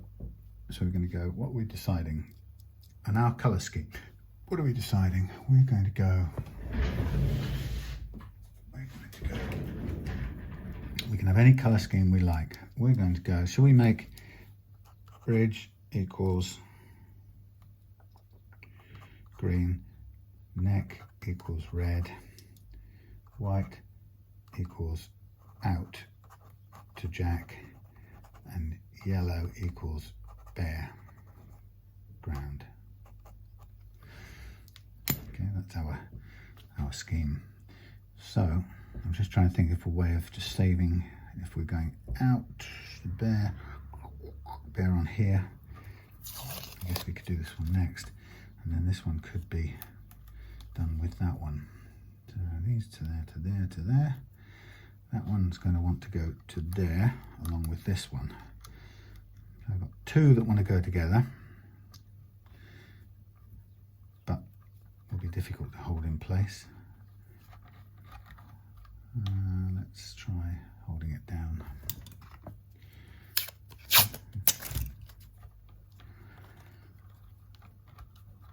One's going to go there, hold that there.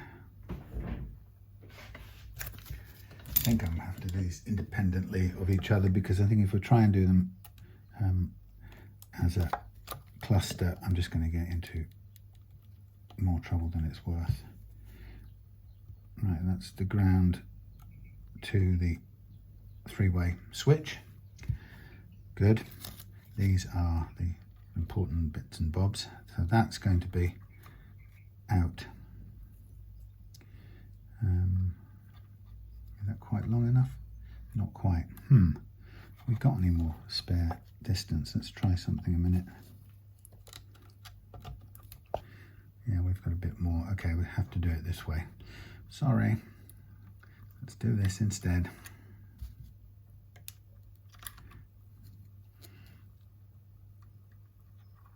Let's go under there. So we go under there and over there and there. There we go.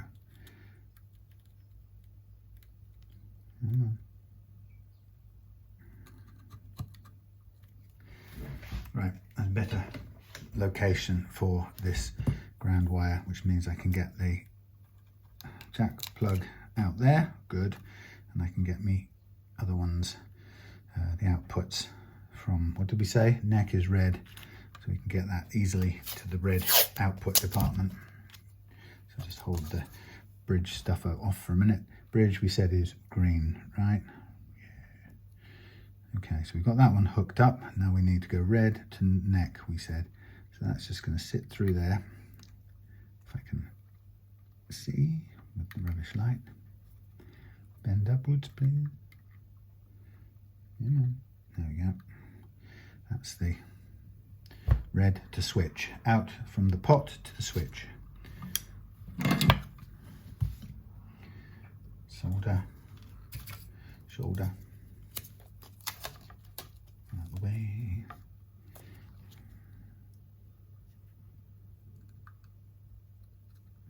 Now this is one of those situations where it never goes where you want, because the gravity pushes the plastic through, and the whole thing starts melting the plastic instead of the wire like this. That's crap. So what we have to do is we have to pull it back just a little bit so it gets a good grip on the wire, not all the plastic. There we are. So that's the output to the thingy, and actually we can attach this one to the bridge volume output as well while we're at it. Again, same sort of thing applies really. It wants to push on through, so you have to sort of try and find ways of persuading it to stay somewhere where you want it, which might be nigh on impossible to do. Let's go somewhere.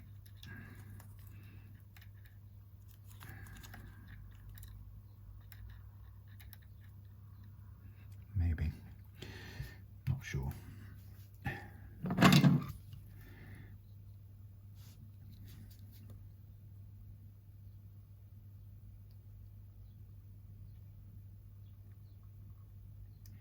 Okay, that's no bloody use, is it? For some reason that's just not playing ball at all.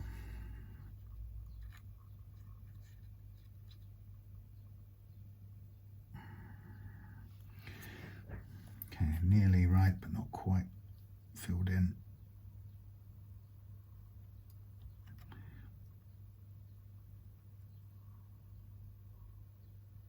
It's better. Okay, so take this.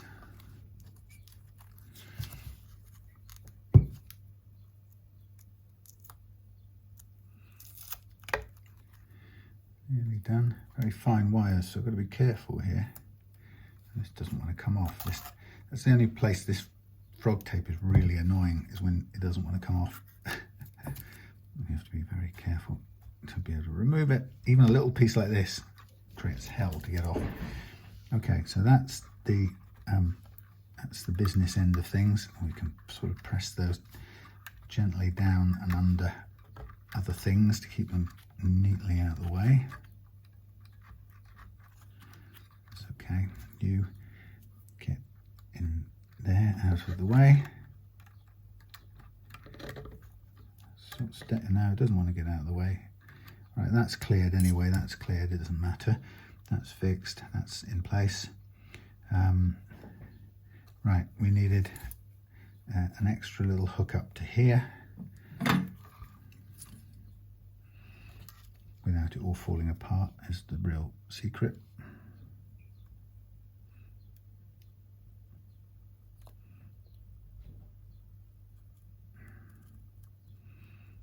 Whether it's going to work or not is anyone's guess. I'm not convinced because there's not enough heat on that damn thing. So let's try a little bit of this.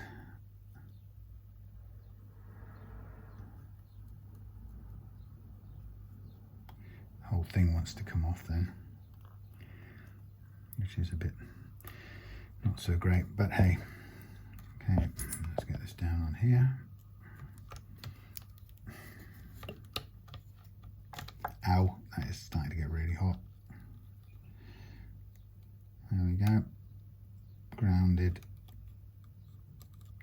to the top, to the common ground up here on the wall department.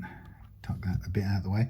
So you can see what we've got one more thing to do at this end, and that's the neck pickup wires. It's a similar thing to before. We've got a coil split pair which we need to take care of, and we've got 2 grounds and 1 live wire. So the coil split pair are these little red and white ones here, which we can rope off straight away. Get a bit of wire. Now I'll try and do less protective cable on this. Maybe I won't fold it off the same way. Maybe I'll use a bit of purple this time. I just want to really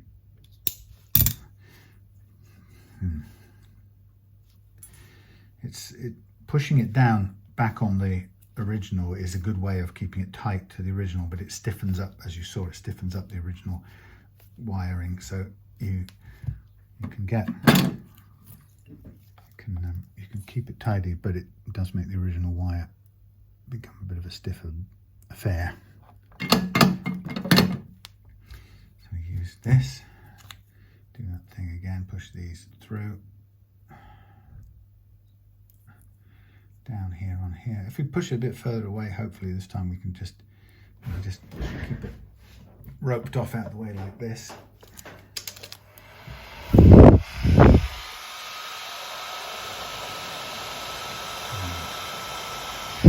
Just to sort of tidying up really, if anything.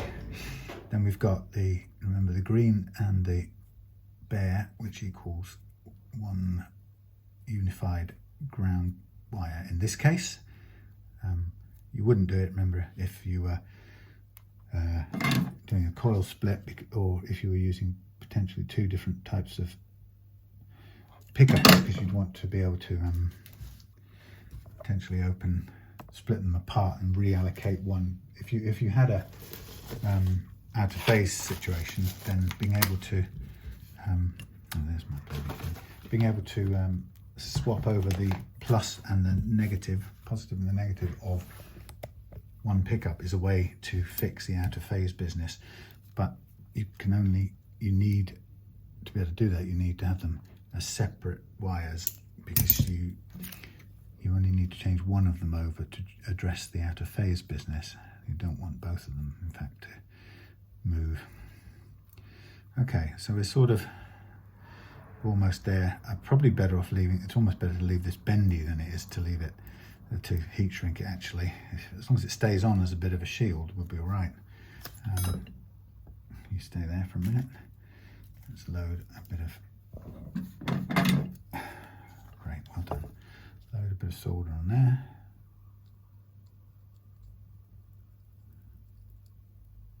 Funny thing is, if I wasn't doing this on video, I would be talking to myself anyway, because it's the only way I stay sane whilst doing wiring.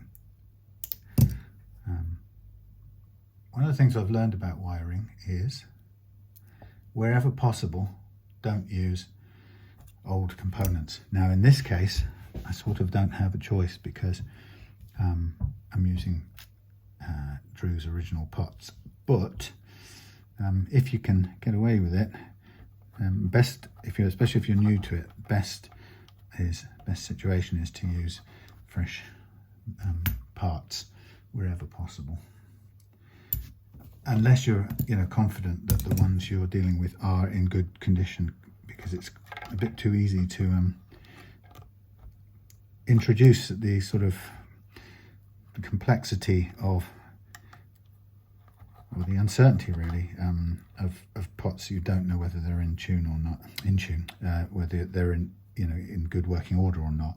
If you don't know, then the problem is you can suspect all manner of things going wrong, and you've just added an extra layer of possible complexity with old pots that could also be faulty. So the fewer variables you have when you're dealing with something that may be kind of a little bit in the land of the unknown to you, it's far better to keep the uncertainty to a minimum if you can. And I would say try not to use old parts or anything about which you might have some doubt. That's the real issue. If you have any concern at all, or you don't know the origin of something, then don't add that in uncertainty to the mixture. Now here I'm on one of these situations where I want to get this thing in place, but it's not going to want to stay there, because it's going to want to bounce around and go each and everywhere. So I may have got it possibly positioned long enough to solder it up, if I can even see which side of the iron I'm using here.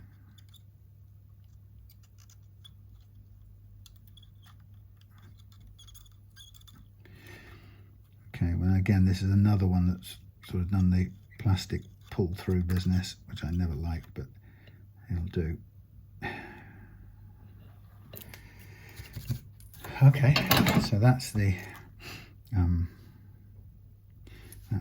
whatchamacallit, that's the hot bit, the live bit, and now we've got to just ground this bit here, and that's now come off a little bit, so I can't actually see the end. I need the end so I can solder it down, so I'm going to reduce this amount of sheathing so I can stand to see the end to get it soldered to the pot top like that. Okay, tighten that if we can, and I'm going to go straight to the top here, if I can bend this in the right direction to get any kind of grip on it without melting this as well, because this thing is sticking up in my face, getting right in the way. So get down there, you, please, and get on there, you. And that would be great if you could, and I'd be really, really chuffed. Lovely, stay on there. Ta-ra! Right. So, at this point in the game, we've got everything in and done, and we're coming back now to the output here, which is there. I'll just cut this gristly bit off and we'll tidy this end up. Give ourselves a little bit of fresh wire. So there's that, and then we're going to need a ground wire to come alongside it to attach to the jack socket as well, and that ground can come from anywhere we want, but I'll take it from the top of a nearby pot, and we'll go to that length there. So then the only other thing we've got to do is hook up the switch at the other end. I say only, I've left quite a lot of room at the other end. I prefer to have more wire than less to do the switch part of things. I've also left, we run a little ground cable out there so that we can ground the switch cavity, which is something that never seems to get done in my experience. I don't know if the switch is often, if the switch is grounded, it often theoretically will ground the cavity if the cavity is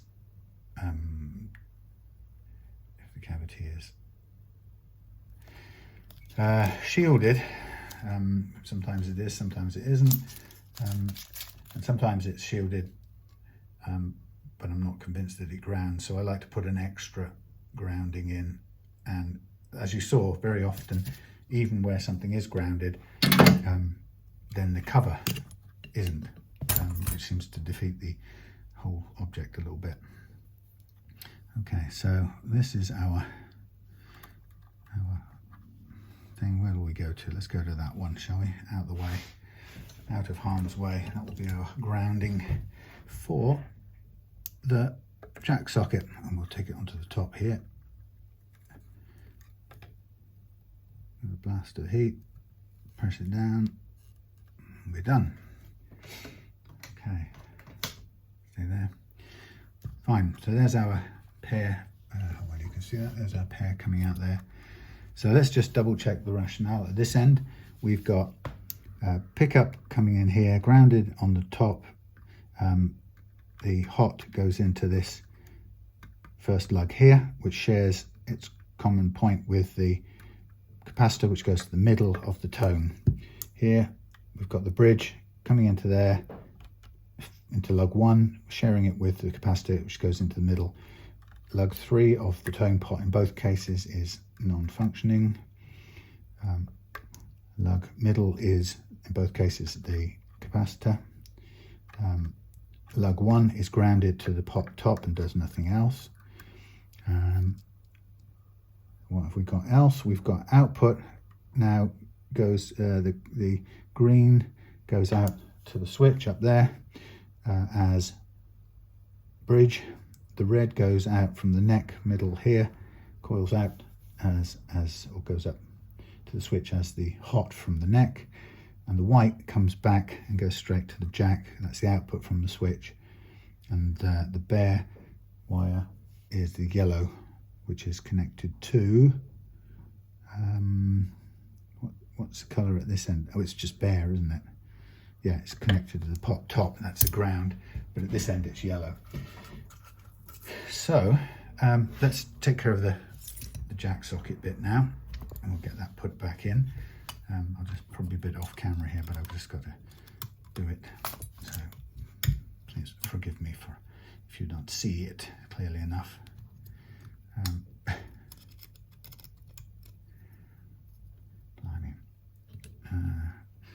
Working round the camera.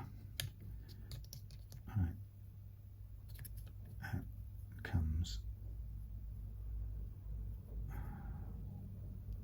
See, this fails to get enough heat into it. It's incredible.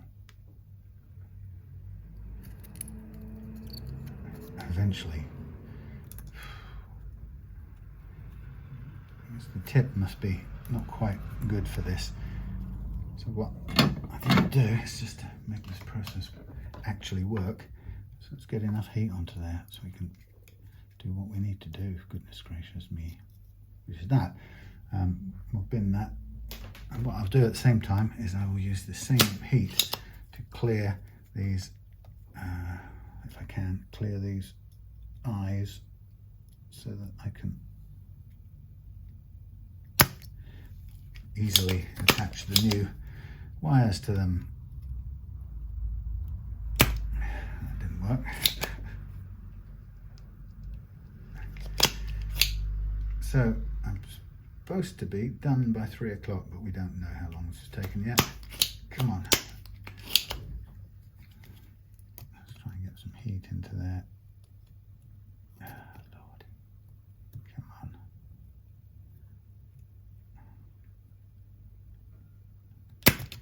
Right, nearly got myself a space so I can put a wire through. Let's put this up here and try it from another angle. Ow, Jesus, this is getting hot.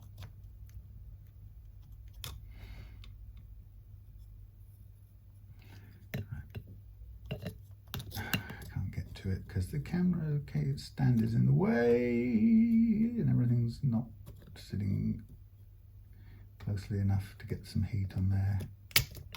No, it's not doing it. Gosh, darn it. I'm out of sight here, so I can actually try and get this darn thing done. Come on. Get the heat in there, would you?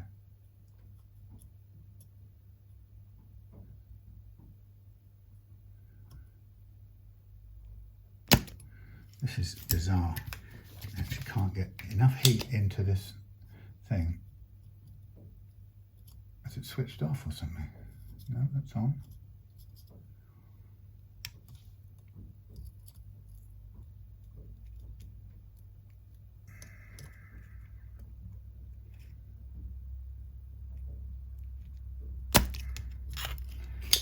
This is terrible. Come on, I'm trying to clear these blasted things and you're not doing it.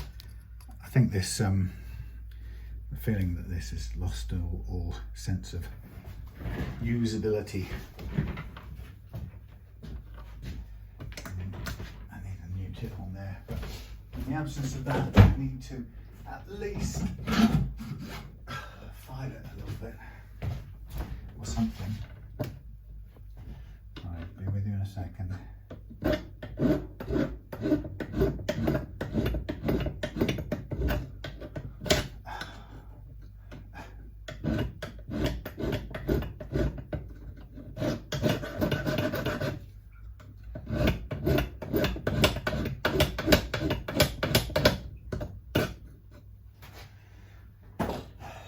See if this will put some heat in there to do the job.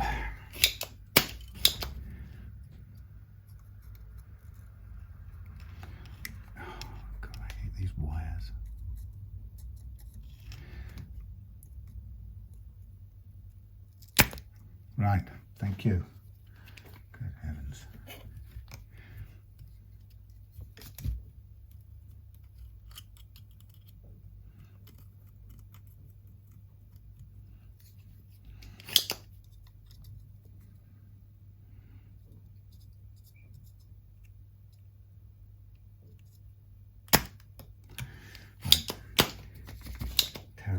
Terrible but doable. I need a new one of those.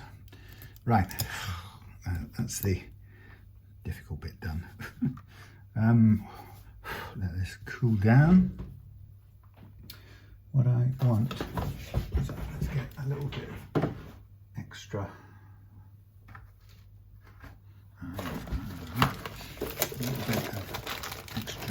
shrink cable, maybe. Will this do? Maybe this will do.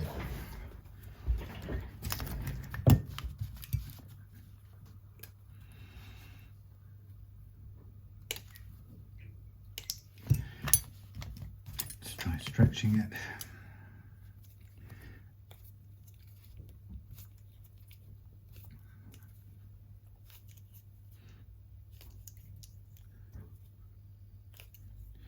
1,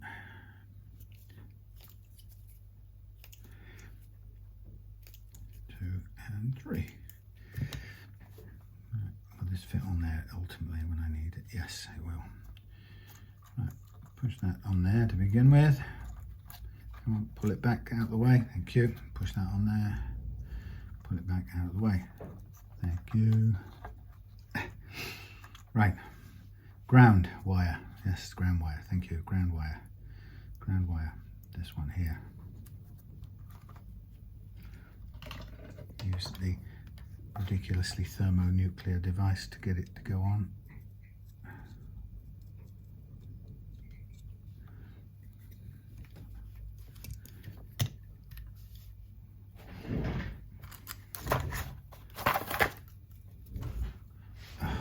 Yeah.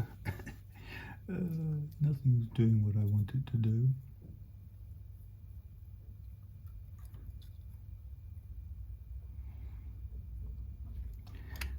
Not you.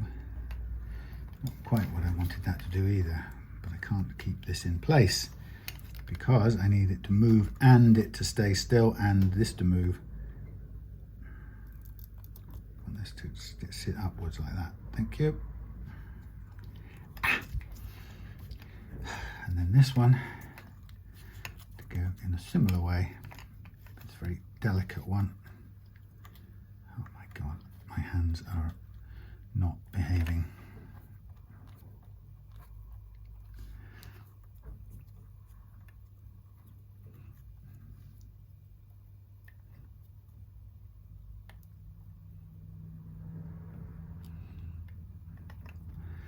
This will have to do.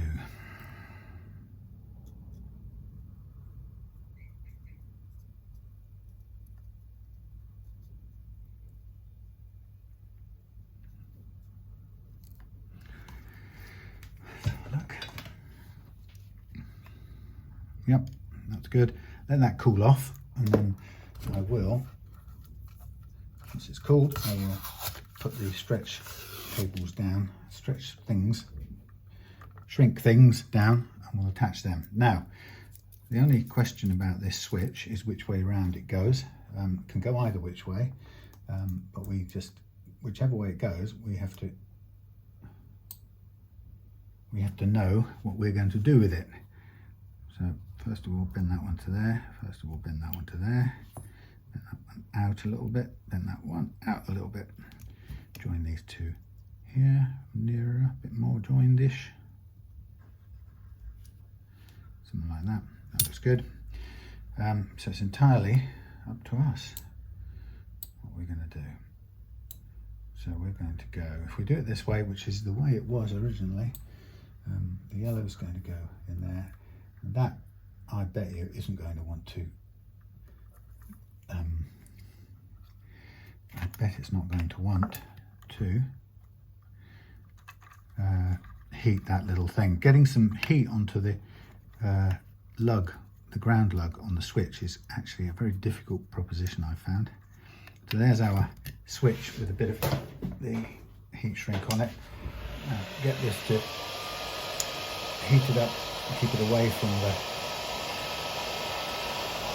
finish, obviously.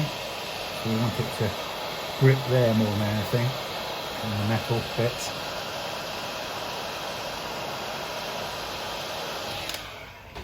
That'll do. And then we move that, and we move this, and we gently replace this when it's ready. Okay, so first thing I'm going to try and do is I'm going to put some tape down on here just to keep things covered off.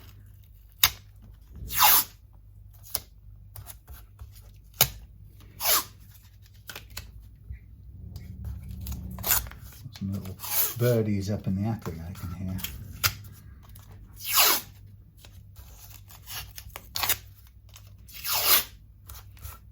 Just a little bit wasteful and crude, but I need to get this job finished. So, first one in this mix is the ground, and I need that to go onto this ground lug here, as you can see. So I will need to come around here and hold, ideally, hold off this switch in some sort of convenient way. Slightly easier said than done, I reckon. That go in there, sort of.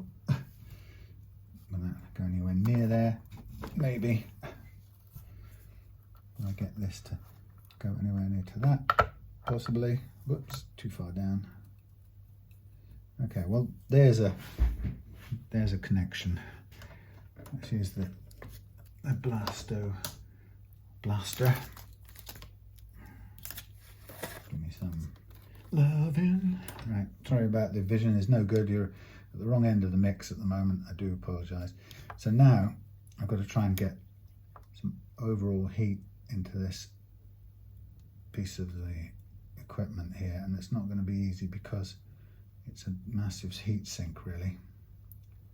It's not even wanting to fix my great blob of solder on it. Come on, you can do it. Get it all heated up. It's a piece of metal. All right, I think that will do. That is actually done, and it'll be quite hot. So meanwhile, back to this, which is still got some heat in it. So I will not put it into place just yet, but I will find the 4 screws necessary. I will check the time because it will be, what time did we set? 12, 1 to 3, 2 o'clock. Yeah, okay, well I've got about nearly an hour. That's not bad, we're on target. Just thrown a screw on the floor that I need. What I'll do is I'll fit the thingy back in now, if I can make sure I know which way round it lines up. It's probably not that, it's probably not that, it's probably that. Nope, doesn't want to be that way.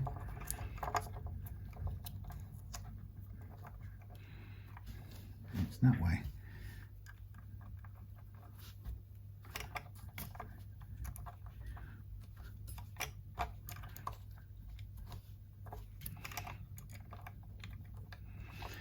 Now, when you do this, you always have to hope that your tunnel that you're screwing this back into doesn't have any conductive material in it, or grounding material. So I was careful not to paint the tunnel at all with conductive paint, because I don't want a hot lug or something grounding out inside the jack socket tunnel. That's the last thing you want.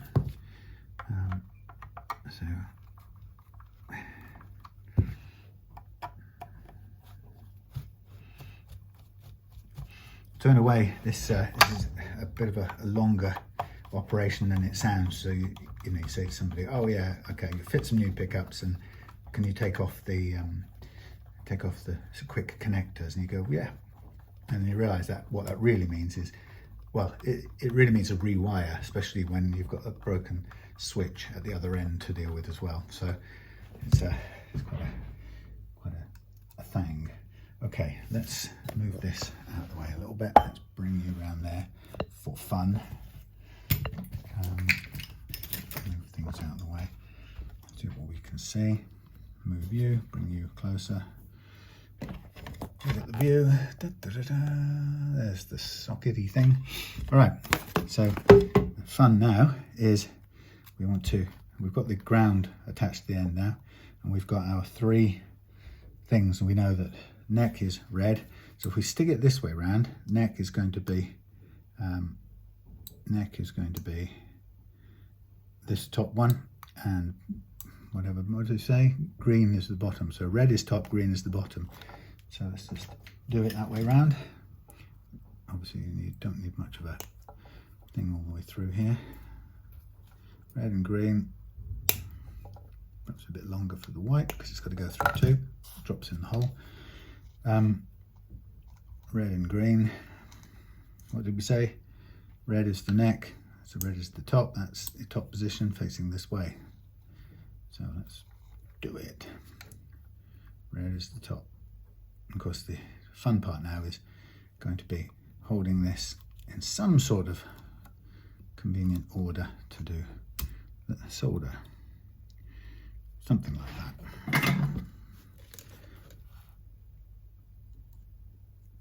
And again, it usually pushes all the way through, and you get, it starts to melt the rubber as well, which you don't want. Look at this, I can't even get it through the hole. So that's pushing it all the way through. I can't really, there's not much I can do to get it to stop doing that, and maybe stick it back with some green tape. Oh, it's just awful. Does my head in. Right, let's put a bit of solder on here first. Load it. Let's do it this way around because I can't be bothered to fight with it.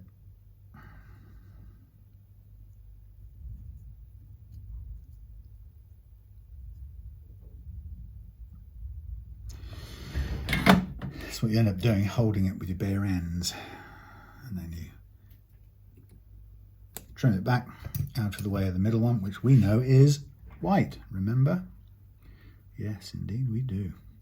So we're going to lower this down a bit. Now this one we can probably push through and bend or something, maybe not. Put a little hooky bit in it, see if we can get it to stay. That's probably going to be good. Close enough, it'll do.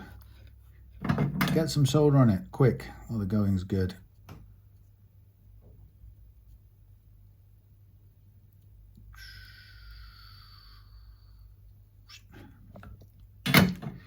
That's good. Trim it back. No danger of it contacting the green. And here's the green, bringing up the rear and coming in from the left side. It's not a bad hold. Let's just trust it to hold there.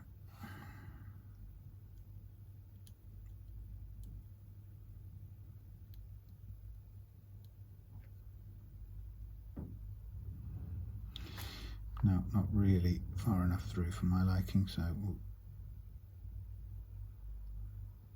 help it along, trim it off as much as possible. Okay, so there's our business end wiring, and then the last thing is this cutesy little ground arrangement, which I would like to see if I can attach without too much misery. Probably best bet would be to use a bit of this, and actually I want to get a bit of loaded solder on there.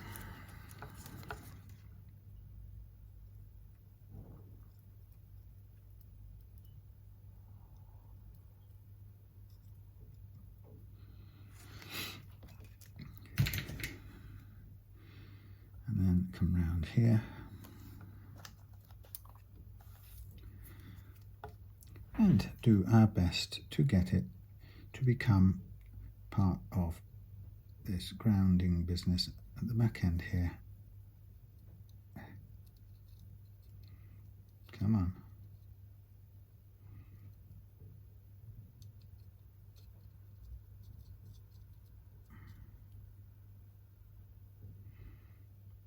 I think that will do. Excuse me. So there we have it, all our bits, things in the right place. Now we have to get this little fella down into here, into the hole, poking through the other side, and I'll just attach it for a minute. Don't worry about the fact that it's got a shiny gold thing on it. In fact, we'll probably leave it on since that's what came with it. Why not? So there's our attachment. Now it's a time really to, more than anything, just to tidy these wires up a bit so we can do a bit of a pull through here, which pulls those down. The ground can get out of the way there. So really, that's everything there. So the main bit is a quick test, which is always the horrible, nerve-wracking part, where you plug it in, you tap the pickups and you go, have I done it? Has it gone horribly wrong? Have I forgotten the most obvious wire everywhere? The answer to that is never very simple. So it can be easy to miss something. Okay, so quick test. Blah, blah, blah. We want to hear this one. Make a noise, yes.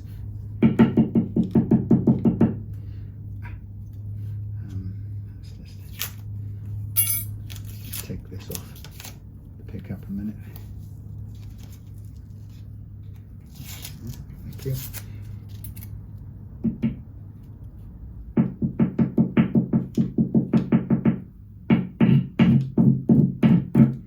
Yep. Middle. Yep. Neck. Yep. Okay. All is good. We are a go-go. Thank you. Right. So now, really, it's time to stop the video and reconnect up on the workbench over here. So I'll stop the video, get something to drink, and see you in a second. Okay, here we are. Sorry about that. I put it all together again without telling you, but we're on, ready to go. I've got to get sort of up and out and ready to go. So I'm just going to put this on the headstock area, show you the restring bit, and then we'll be ready to go. But yeah, all together beautifully. Now it's time to restring. So when you're fitting the guitar strings and new strings with an adjustable nut, all I would recommend is, I think I said it at the beginning, is to fit the middle two strings first, the D and the G, to hold the nut in place, just so it doesn't go wandering off anywhere or springing off to one side, which it has a tendency to want to do. So yeah, so this was cool. We have fixed everything, fixed the switches, everything's done. 11 gauge. Now I will say on this, Drew, if you're watching, listening, I'm not going to stretch this very much because unfortunately 8s have a horrible habit of breaking on me, and I have no more 8s in the house. So I'm going to leave the stretching bit to you, which is a bit of a dereliction of my duty in a sense, but I'll get them settled in, but I won't do as thorough a stretch as I would ideally like to. And actually it's as much that I'm not experienced in stretching 8s without breaking the darn things, so I don't want to do that because I can't replace them right now, and that will put this slightly back off schedule, if you get what I mean. So put the string all the way through, pull it back 1 fret's worth and hold it tight as I wind on, and I hold the held string over the loose string, and as it comes round again I direct the held string under the loose string this time, so it kind of tightens up, forming a bit of a sort of locking clamp on the loose string. And I'm doing the G, as I said, just to make sure, and the D to make sure that the nut stays in place. Now the nut, by the way, is currently not set to the action I want, so I'm going to need to just adjust that afterwards. I'm doing this right-handed now, so I can't even remember what I do right-handed. Isn't that funny? Hold it, direct the loose one under, keep holding it, direct the held one under, pull up the loose one, and let it tighten up. And there you have, that's our G and our D. So I hope you enjoyed this. Sorry if the camera views weren't fantastic during the soldering bit. Soldering is a slow and talk to yourself, keep your sanity, check your, reality check yourself type of process. And to me, it doesn't make good video. Not even saying that my setting up guitars makes good video, but you get what I mean. Soldering is a time where you end up thinking quietly and kind of getting your head around what you're doing time, so it doesn't make for good instructional stuff unless you're doing a very finite thing and you've got a particular thing. And also I think that I'm not, when it's a complex, when it's a relatively complex thing, as in it's a set of components that you've inherited some new pickups, a change of the connection methods, using existing pots, and so on and so on. It's never, I'm never fully assured about what's going on with wiring, because there are so many variables to get wrong, or so many things that can go wrong, you know, that you really have to be kind of on your guard and paying close attention, and like I say, continually going, I've got this attached to that, have I got everything I need grounded, and so on and so on. So who knows, but I suppose the rules of, or the kind of things I've learned about soldering are, do as much as you can outside of the cavity, which is always an enclosed space compared to the outside world. In truth, there's a limited amount that you can do outside, no matter how good that piece of advice sounds. And so, you know, when it comes down to it, you do what I did there. You make a little cardboard cutout thing, and you kind of connect up whatever you can, and then pretty soon you realize there's not a lot more you can do, and it's time to put it in the hole. Oh, and once you put it in the hole, then it gets, you know, clustered and tangled and busy, and that's about all there is to it. There's no way around that. Okay, crop, and these done. So I'm going to just very briefly stretch these a little bit, and I'll dial in the action that I want. Currently it's down on its stops at the moment. I'm very carefully stretching the strings. So I want to raise this up.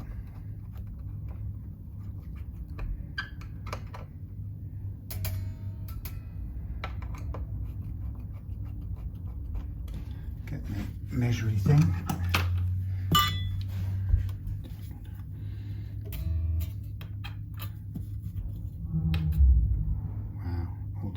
Of this recycling thing going on. It's about right, that's it. Now let's get the guide note.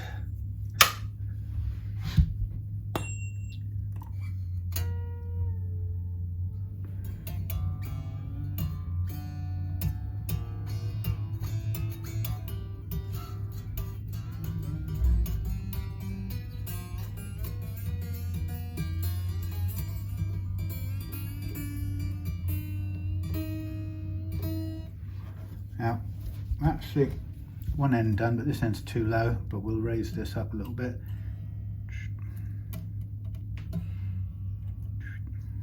Nice. A little bit of stretching, not much. And then we'll just test the intonation. No, don't break on me, don't break on me, oh, don't break on me.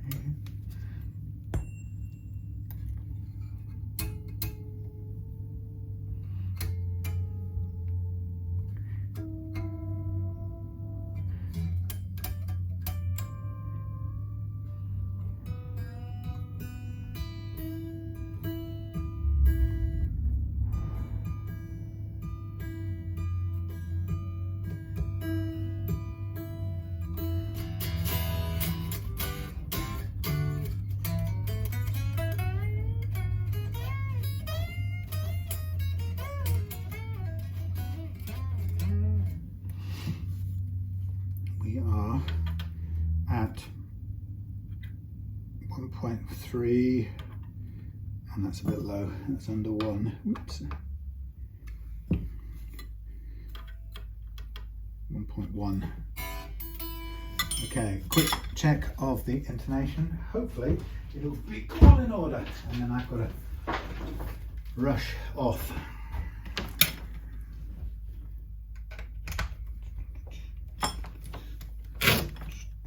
Right, I need to prop up this a little bit, keep the jack socket off the thingy, off the table.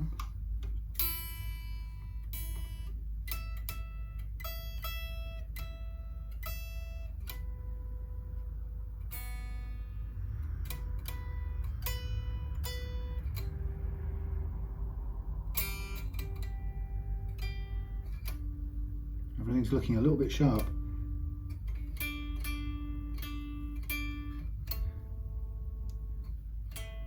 Except the A. That's good.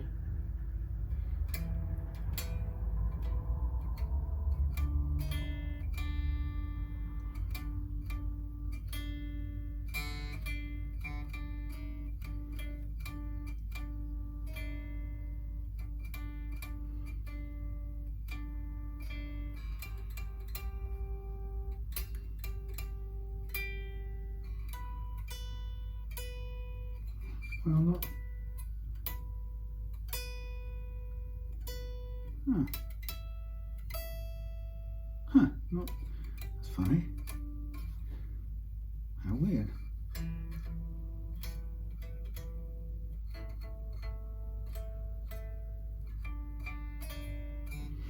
So the A and the D appear to be slightly.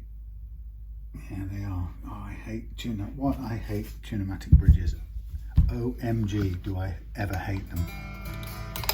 Why didn't I suggest replacing this? I'm going to have to remove the bridge, remove the saddles and turn them around for the D. Oh, nah. Oh, no, this is what I despise about tunematic bridges. So now I have to try and get this bridge off, first of all. Rule number one. Now I have to take it apart. Sorry about the view, not going to be much exciting. I've got to now pull off this little thing, take it apart. I'm not going to get home on time now. Damn. Oh. So remove this if it will come off. There goes the little retainer bar. And these three little devils have to spin round and come off. So first one, turn round, back on.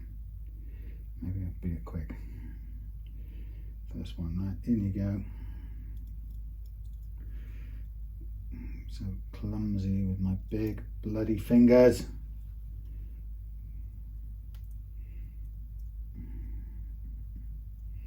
And out. Yeah, so this is why I can't stand the tunematic bridge, because this has been off already, so somebody's already had this off in the past, but this has to be turned round to give us back the intonation room on these three saddles, which is an absolute pain. Now that we said they were long in the intonation, so we need to bring these closer, which isn't currently where things are. This has got a little bit of a bend on it, so it has been off before and it's got buckled slightly. So we try and make sure it still works. It's very crude and I think not at all satisfying way of doing it, and that didn't work, so everything's still springing out. Doesn't want to work at all. Absolutely doesn't want to work.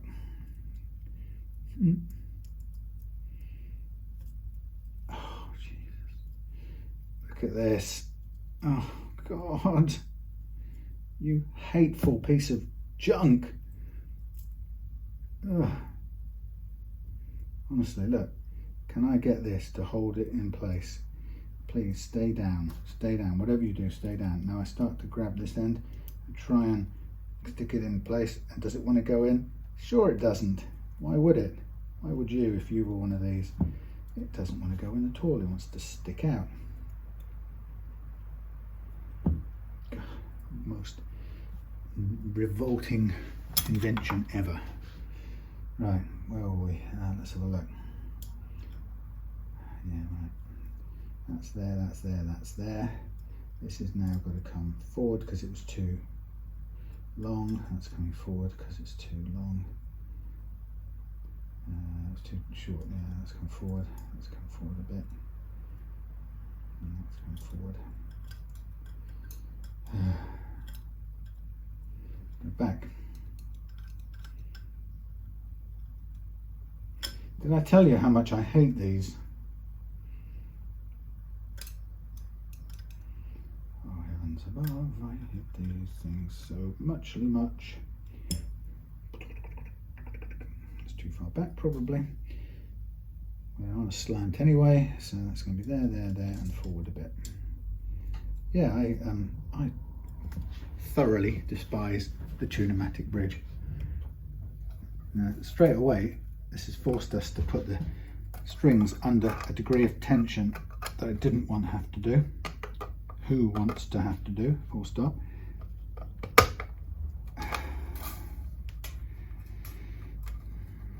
Now we've retained or regained the movement or the range of adjustment that we probably need, but you know, if you had a different kind of bridge with more adjustment room already built into it, we wouldn't be in that position to have to turn it around this way.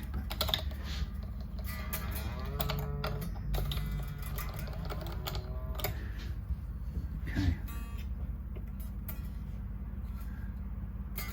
just give them a little tug to get them stretched out again.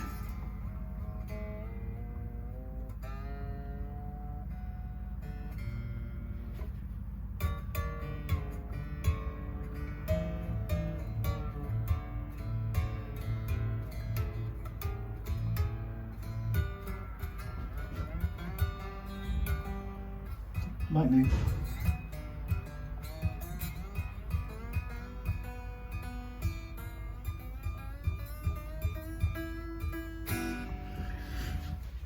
Now one more time to check the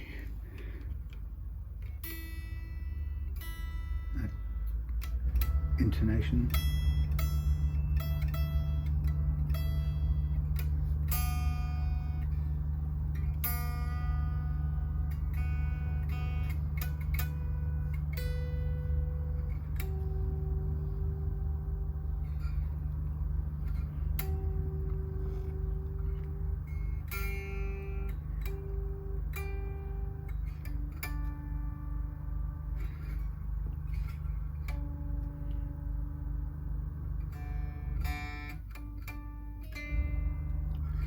Good.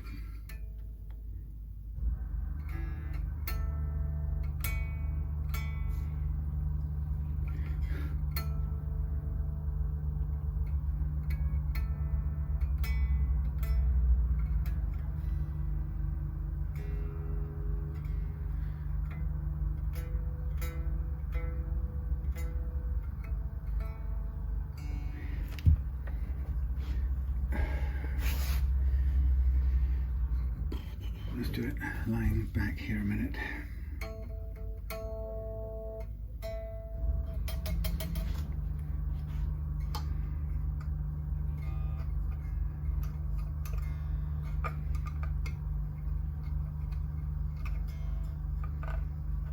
Come along, you.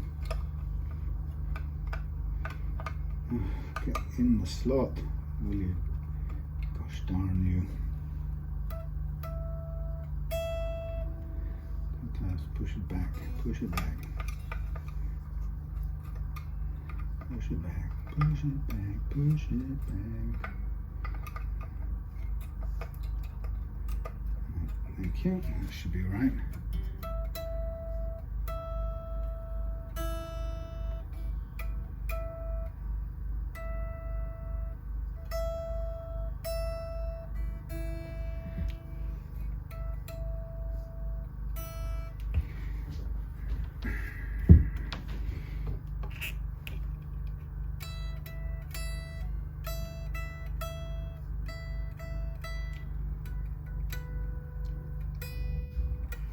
Nearly there. Such an absolute pain, it's an absolute pain. Push back the A a little bit further. Right. Push back, push back. It's not lightning, what it is the people pressing the power for the jet wash, which kind of causes the lighting to flicker. How strange, this is now